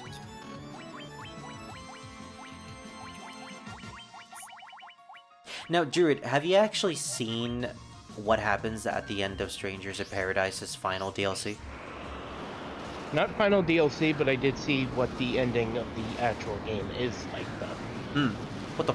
My party members! Wow, that's a really funny animation. A twister comes up, it blows them all away, and then they all faceplant to the ground. With a thud sound as well. Oh, but I better be healing after this. Oh, good. I had a Healaga going. So, the reason why I brought up Druid is I think it's one of the earlier DLCs where you basically... It takes place after the cycles, after Jack has become Chaos, because, you know, Jack Garland. We don't need to worry about spoilers anymore because the game's already explained it. Yeah. And you're fighting against the 4 Warriors of Light. And one of them is, in fact, Wool from Dissidia. And I like that because the battle is basically you're playing as Jack Garland, beating up the Warrior of Light and actually killing him. And the logic is that you're killing him for this cycle so that in the next cycle, he'll become even stronger thanks to Bahamut's blessing, and eventually, at some point, we'll be able to defeat Garland. Yes. It's like the more the cycles go on, the more Garland gets stronger, but also the more Wool gets stronger. Pretty much, yes. And I like that. It's never-ending loop. Exactly. And it's what Final Fantasy 1 is about. Hence what Final Fantasy is in general. It's just an endless loop. It's gonna keep going. Yep. People question why there's multiple Final Fantasy games. Well, because the first game actually explained it. It's never ending. Yep. It's the video game version. Never ending. Yeah, the irony. It's the video game version of the never-ending story. Yeah. It's a time loop. Yep. Which, by the way, have you guys ever watched the never-ending story? Yes. Yes, sir. Okay, good. I was gonna say, if you didn't, you didn't have a childhood. I've watched it multiple times, actually. Ooh. Did you watch know any of the that. sequels? I don't think so. I think I just watched the original one. I'd say that's all you really need I've to seen watch. 2 and 3. I didn't like them. Yeah. Second one had a good premise. Third one was just kind of... Falcor, right? Was the dog dragon Falcor? Yep. Mhm. Falcor, I think it's Falcor? Yeah. The big, pink, fluffy dragon. Pink? Yeah, wasn't it pink? Yeah, he's like pinkish white. Oh, I just thought of him as a giant dog dragon. Well, yeah, he is. He's probably the most adorable dragon I've seen in, Okay, I should probably rephrase that. He's the most adorable dog I've seen in those movies. I know if I said he's the most adorable dragon I've ever seen, Baluki would probably chastise me. Well, he's technically a dragon, just looks like a dog face. Yeah. Oh, I should probably get rid of slow on Dawn. At this point, we pretty much, we're pretty much okay. Like, I thought this battle was gonna be much harder than it is now, but we got our buffs ready. We got our buffs on all of our party members. We got no all. Dawn is doing casual 1,000 damage every time he gets a crit. Scar is doing massive amounts of damage. And Chaos's elemental attacks aren't really doing much to us because we have no all. Heck, I can even be lax during certain turns and use Holy with our White Mage.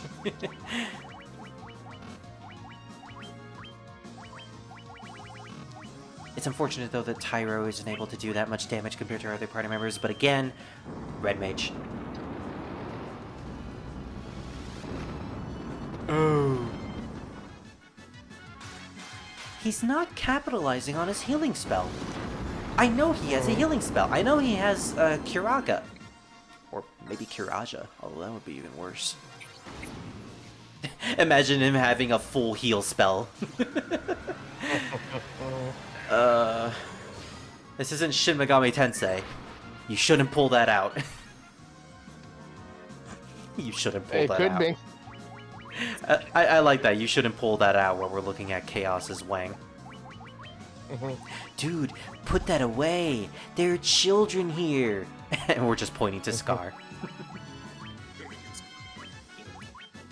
Our White Mage is officially down on MP. Alright, time to use our Ethers. Oh no, we need to heal. Alright, we only got one, but it's time to use it. Let's use our Mega Elixir. White Mage, go! Use your hammer on his dick! On his demonic dick that has a face on it. Is that supposed to be... Is that supposed to be Garland coming out of his abdomen? You know, it never made... I never made the correlation, but he has the same horns that that Garland's helm has. He also looks like the Amano version of Garland, so... Well, you get the idea, right? It's like Chaos and Garland are kind of intertwined. Yeah, well, I always took it as they were the exact same being. Yes. Garland is just the one version of him, and then eventually he evolves and mutates into Chaos. Yes. Okay. Which is pretty much the premise for every Garland in the franchise.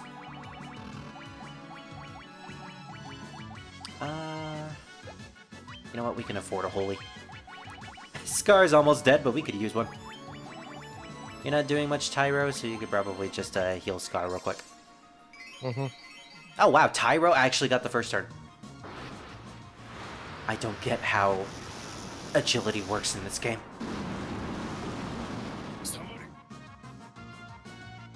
Oh my gosh, he has Kiraja! You son of a bitch. That just healed for 9,999 damage. Or HP. Fight for longer. Yeah, this is the Chaos I remember.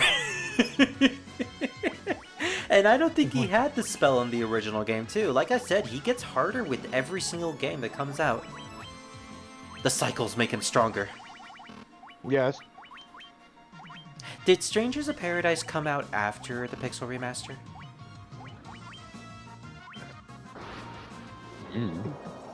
Strangers of Paradise? Yeah. Before. Okay. I was gonna say Strangers of Paradise is at its strongest, but no, apparently the Pixel Remaster is supposed to be. Yes. I've heard horror stories of Chaos in the Pixel Remaster. He is apparently really, really hard. Like, you have to be in your level 60s to beat him. In a game where, in this version, you need to be at your level 50s. One of these days, we're gonna get, like, Final Fantasy 1 version 20, and you're gonna have to be at, like, level 99 to beat Chaos. I'm usually at level 99 before I fight Chaos. Yeah. In this game?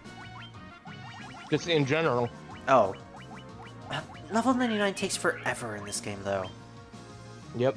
Unless you're playing the PSP version where you have the optional dungeons. Then you can just repeatedly fight Shinryu until you get to level 99. It's not really worth it, though.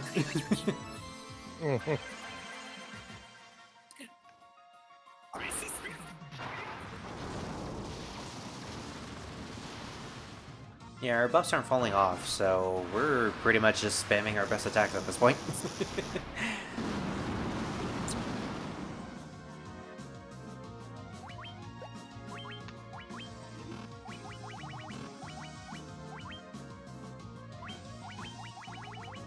I'm sacrificing a bit of healing for DPS, because who knows if he's ever going to use his Kiraja ability again.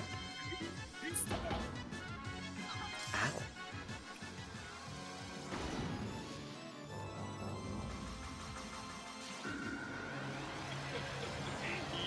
This dude has a really creepy design. It's not just the abdomen head, or penis, technically. He also has faces on his kneecaps. On his impressively toned legs.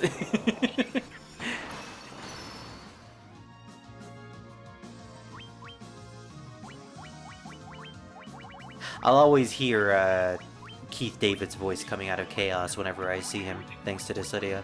Because by gosh, that man has an amazing voice.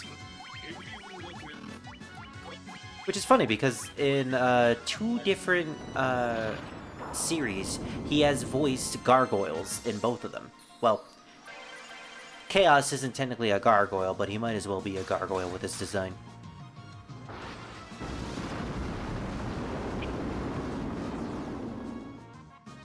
It's 92 damage, but it's something.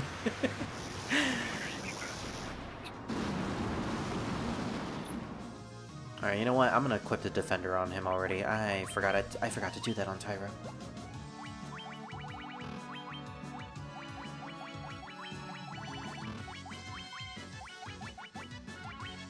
I'm pretty sure this doesn't take up a turn.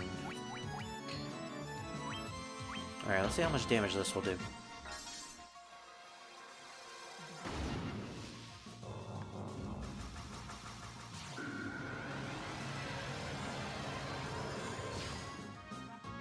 I'm not going to be fast-forwarding this fight just because... Oh, wow, that actually is more.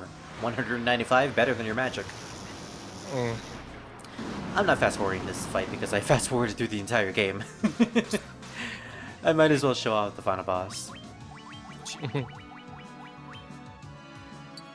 Yeah, so remember when I said we're beating this game in 16 hours? Yeah. It might be pushed to 17. Oh. Wait, I have Blink on! I have my Blink! Were you still able to attack me with your physical? What the heck does Blink even do in this game? Apparently, it doesn't do what it does in other games.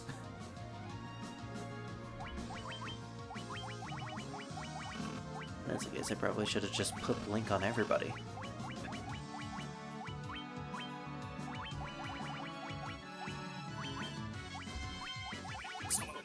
If we grinded a little bit more, we could have gotten Dawn to max HP, actually. 934, he was so close. But again, we're fighting Chaos as minimal as possible.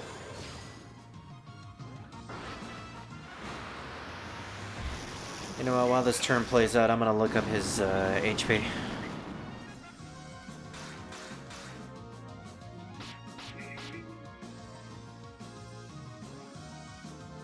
Oh. Luckily, I can play the game while I'm not in the emulator. Yay!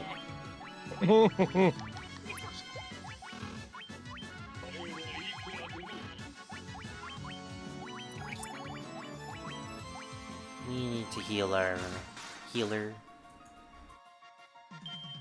Yes, heal the healer.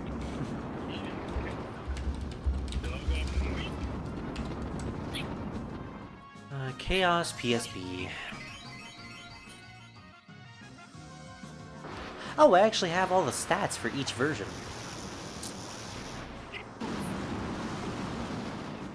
He had 2,000 HP for...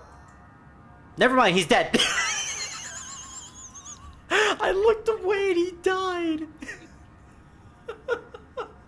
And Scar got the final hit. Awesome! Well done, Scar. And Arsenal just flipping him off, like, take that! Never mess with my friends again. We finished Final Fantasy 1. And now we get the ending.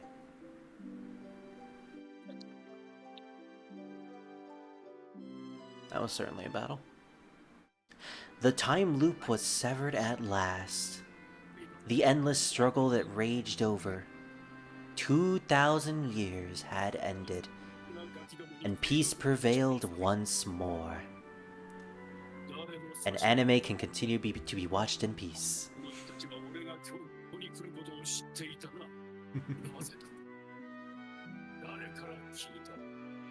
The light of the four crystals restored the forces of wind, water, earth, and fire.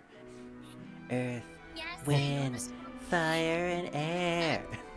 Earth, wind, and fire. Heed my call. The Warcraft song. Yeah. I was thinking of the Scooby-Doo song. It was a mere trick of fate that had given rise to the chain of Garland's wrath. It was also because of chaos! And skipping cutscenes.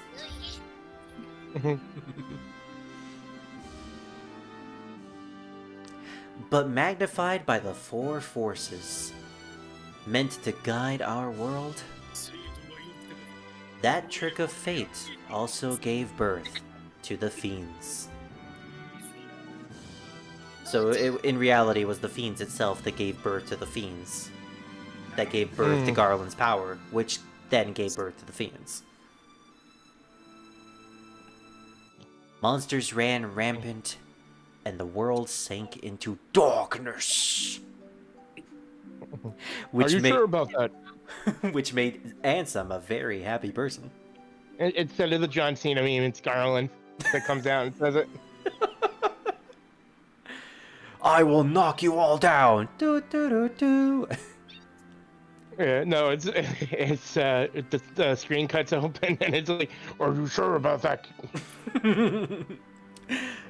But all of that is now past, with the four forces flowing as they were meant. The warriors prepare to cross the bridge, time, and restore and return to the world they knew, a world where Princess Sarah, Queen Jane, and even Garland himself awaits. Yes, because we destroyed the time loop, everyone is back to where they should be. Yes, and Garland returned normal. Yep, Garland is now a normal person now. Yes. Which is, you know, a happy ending in a way. When was this fateful day that sent time spiraling into a loop? Oh, it's gone now. There was a time loop here, it's gone now.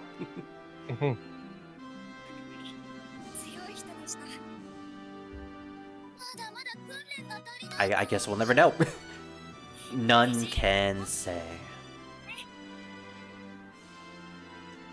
You'll just have to find out when you purchase Strangers of Paradise. Mm-hmm. Or Dissidia. It seems the cycle into which time has fallen would last forever.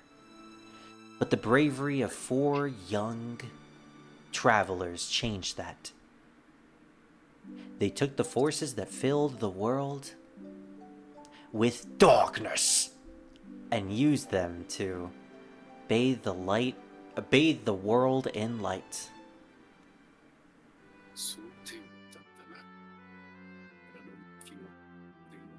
Yeah, this ending is actually kind of sweet when you take it into perspective. None will ever recall the struggles the 4 endured, which meant our entire adventure is forgotten by everybody. For breaking the chain means that it never existed. We never actually met Bahamut. We never got to see the dragons. But that also means that everyone is now at peace. But within the tales of fantasy that people tell, the memory of their deeds lives on. That's right. It is not a Final Fantasy. It's a fantasy that will go on forever. Because even without the time loop, people will still tell of their deeds. Tales of dwarves and elves, of dragons and shining civilizations that reached for the heavens, even as they fell.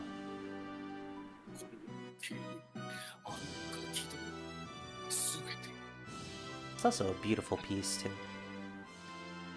This is how the ending looked like in the original game, too, and for one of the first few RPGs on consoles, it was a pretty big spectacle to have this amount of story, even if it's as small as it is. And now the return is upon us. With the memory of their struggle buried deep in their hearts, they will quietly watch over our world.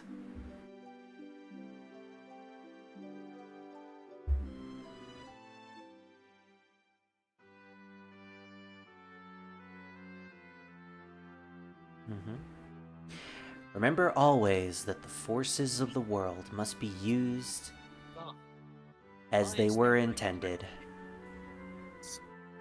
That the power of light must never be used for dark. And that the true crystals reside in your heart. I remember they reenact this exact same speech for the final DLC of Strangers of Paradise. This is like the final thing you hear in the game.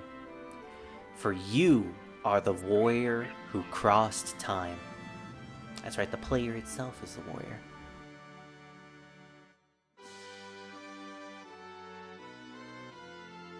In a sense, we are in fact the 5th warrior of light.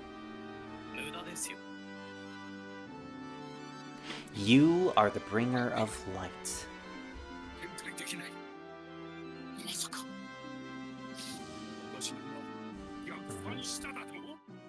Oh, the birds flying in the sea. It's truly a peaceful time now. Mm. And that's Final Fantasy 1.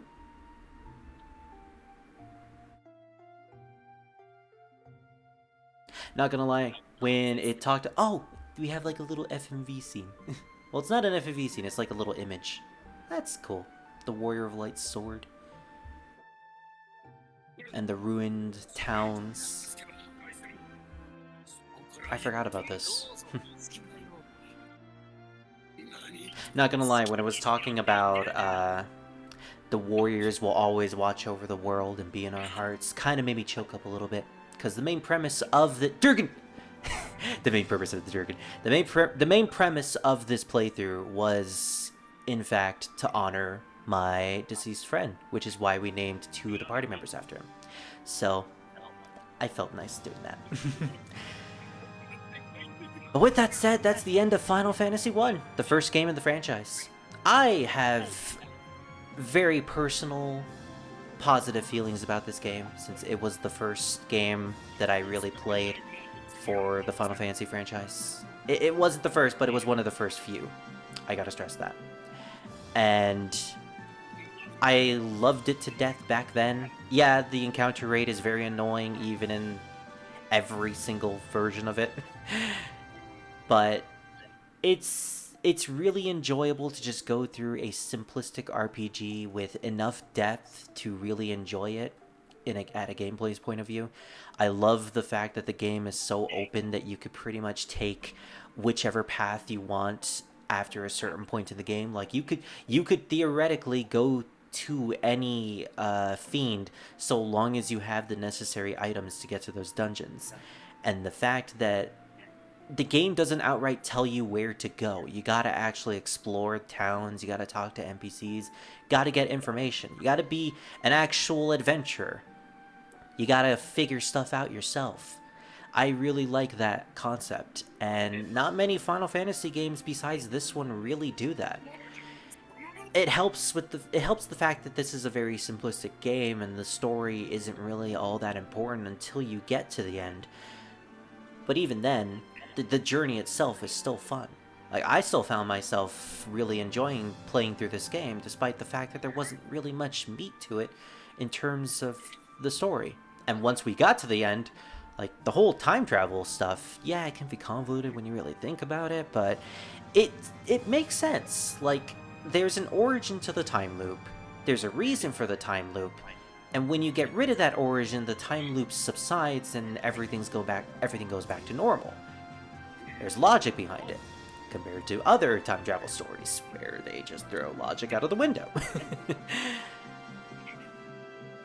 And the fact that they managed to take this really simplistic time travel story and turn it on its head in many other Final Fantasy games that take inspiration from one really sells how good this story actually was, even back then.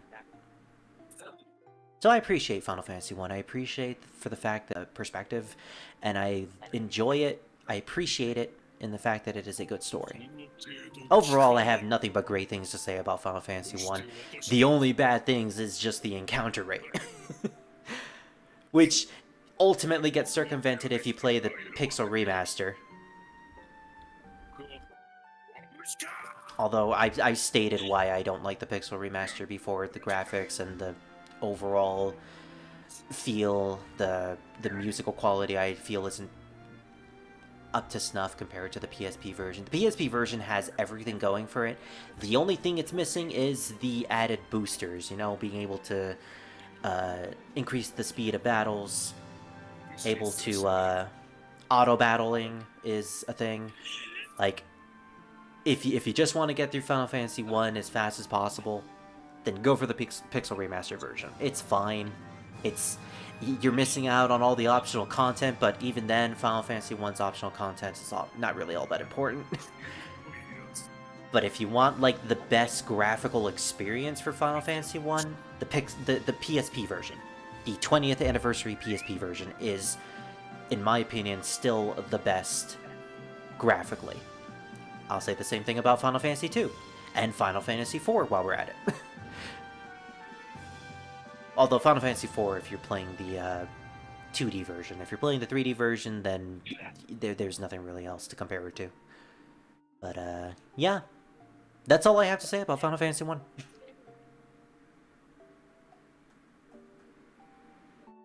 So, how do you feel about Final Fantasy 1, Drew? Because I know you've stated... Final Fantasy 1? Yeah, I know you stated you've played this game before. Yeah, I enjoy it a lot. Nice. Okay, then. There's not really much to say. I mean... Yeah, I know. I pretty much said everything there was to be said. Yes. I just like it. It's like how I asked you the question and you're like, I like it. Well... I know. There's everything. Yeah, exactly. But yeah, that's it for Final Fantasy 1. In terms of the next game I'm gonna play for the channel, well, I was supposed to play Final Fantasy 2 before this, but, you know, scheduling got messed up and all that. So, instead of Final Fantasy 2, I think we're just gonna move on straight to Final Fantasy 10 after this. Druid, are you ready for Final Fantasy 10? Yes, I am. Yay! Maluki, are you ready for Final Fantasy 10? On it. Another world awaits you. Da-da-da. Go now, earth, road, water. The butter, the verge. Go into the. I don't know what the guy says. I'm gonna love that game.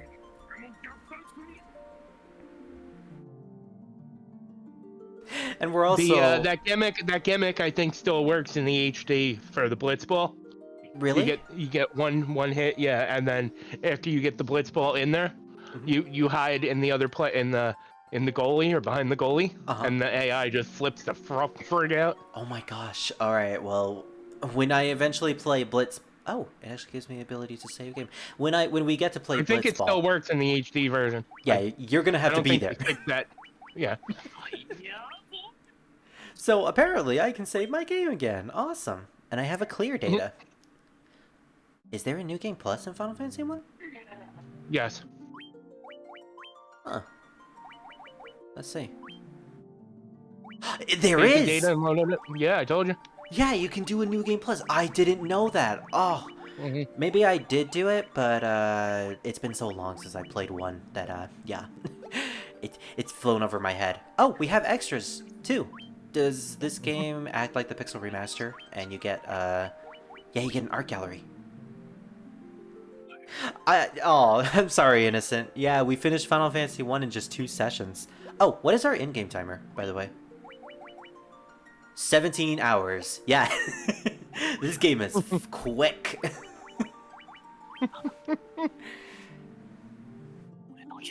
The Dawn of Souls version was the first ever Final Fantasy game, as well as my first RPG outside of Pokemon. Oh, really? Very nostalgic game. Yeah, I have a similar history with it as well. It wasn't my first Final Fantasy game, but it was one of the first mainline ones that I played.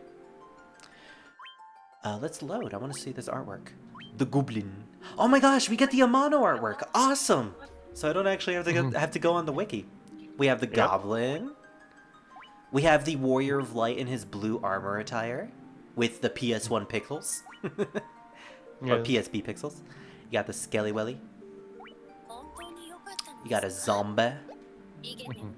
A Zamboni. Zambunu. You got Princess Sarah. Sarah! To my knowledge, I think there are like 4 Sarahs in the franchise. The only one that matters, I think, is the first one. Well, right? yeah, but the name constantly gets brought up for princess characters. So Yes. it's like Biggs and Wedge. It's become a trope at this point. A meme. A meme, yeah. Tarantula. Yeah. Wow, that is a freaking. Because the Biggs and Wedge thing is the Star Wars reference, so it kind of got memed. Yeah, it would be better to say Sarah is like the Cid of Final Fantasy, Yeah. where it constantly gets being used. Anyways, that's the Mirage Tower. Oh, now I know why. Okay. This fucking Ignis looking motherfucker. This guy seriously just reminds me of Ignis so much, even his voice. It's insane. He's come up with a new recipe. I'll share my screen so you can see what I'm talking about, but... I'm gonna end the stream in a minute, so I'll be sure to look at it in a bit. Okay. Minotaur. Oh, there's battling the behemoth. Even though behemoths aren't in this game. You got the troll, the cockatrice, the lich, who looks really dang cool. Now, the reason why most of the monsters in the Amano artwork for Final Fantasy 1 are all black and white is I think they wanted Amano to draw them black and white so that the color designers for the original Nintendo Entertainment System game could impart colors onto them and not have to worry about following Amano's coloring to a T. Because they only had like 3 color gradients to work with on the NES. Which is, if I remember correctly, the reason why the Black Mage, when you evolve him into the Black Wizard, is just a man with pale skin. Because they couldn't add another gradient to give him another design. Mm. And I think that's also the reason why he has a black face when he's a Black Mage, because they couldn't do anything else. Anyways, there's Carrie. Or, as she likes to refer to herself, the Merilith. You'll always be Carrie to me. You could try as much as you want, Neon. You're always gonna be Carrie. There's the Mind Flayer. Which, I'm surprised Dungeons & Dragons didn't sue Final Fantasy for using that name. Hello, Astos. Durgan! The Death Eye. We missed something. Huh. There's like a bunch of question mark artwork that we just straight up missed. Maybe that's part of the bestiary. Ooh, we got some PS1 CGI artwork. We got a necklace with a crystal on it. Light and darkness. Oh my gosh, it's the Warrior of Light and Garland with the PS1 CGI models. Warrior of Light is such a pretty boy. The Red Dragon. Ooh, he's so big. The Red Dragon Horde. Excuse me, there's multiple Red Dragons. Okay, I'm screenshotting that and showing that to Maluki later. Yes, there's multiple red dragons. Warrior of Light A, Warrior of Light B, in case you want to add into something with the black background. The crystal. The Sword of Hope. More mysterious artwork, and that's about it. I think that mysterious artwork might be from the optional super bosses. We only got 52% completed on the art gallery. Man, this anime is really beautifully written, holy hell.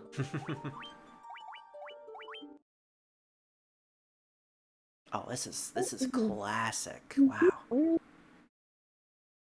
Oh yeah, here it is. Remixes of all the boss themes from Final Fantasy 2 to 6. Yeah, Final Fantasy 3, Final Fantasy 4, which I personally really love this remix. It has a great bass line. You got Final Fantasy 5, which is now nostalgic for me after my playthrough. You got Battle on the Big Bridge because... Oh my gosh, I forgot they did a rock version of Battle on the Big Bridge for this game.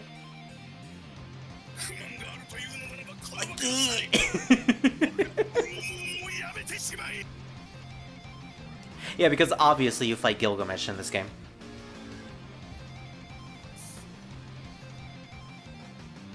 I just want to hear this song.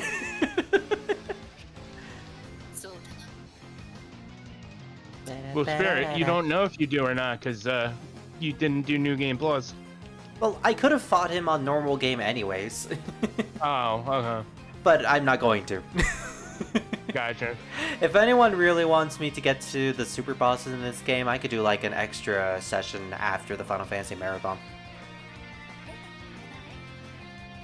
I could do that with Final Fantasy 1 and Final Fantasy 5 as well, because I didn't end up... I didn't fight Shinryu in that game, and I kind of feel bad for not doing that. So I think I'm going to save that for like an extra session one of these days. And then we have the Decisive Battle theme from Final Fantasy VI. Although for some reason we don't get a boss theme for Final Fantasy II. I think that might be because Final Fantasy II didn't originally have a boss theme. Oh, I really like this Final Fantasy VI remix.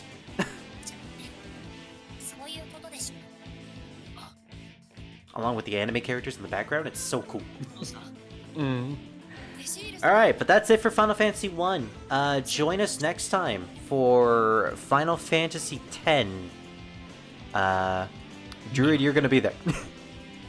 Yes. And we will be playing the PS2 international version. Okay. which means we will have access to the International Spear Grid, and there's going to be a lot of fun with that. Yes.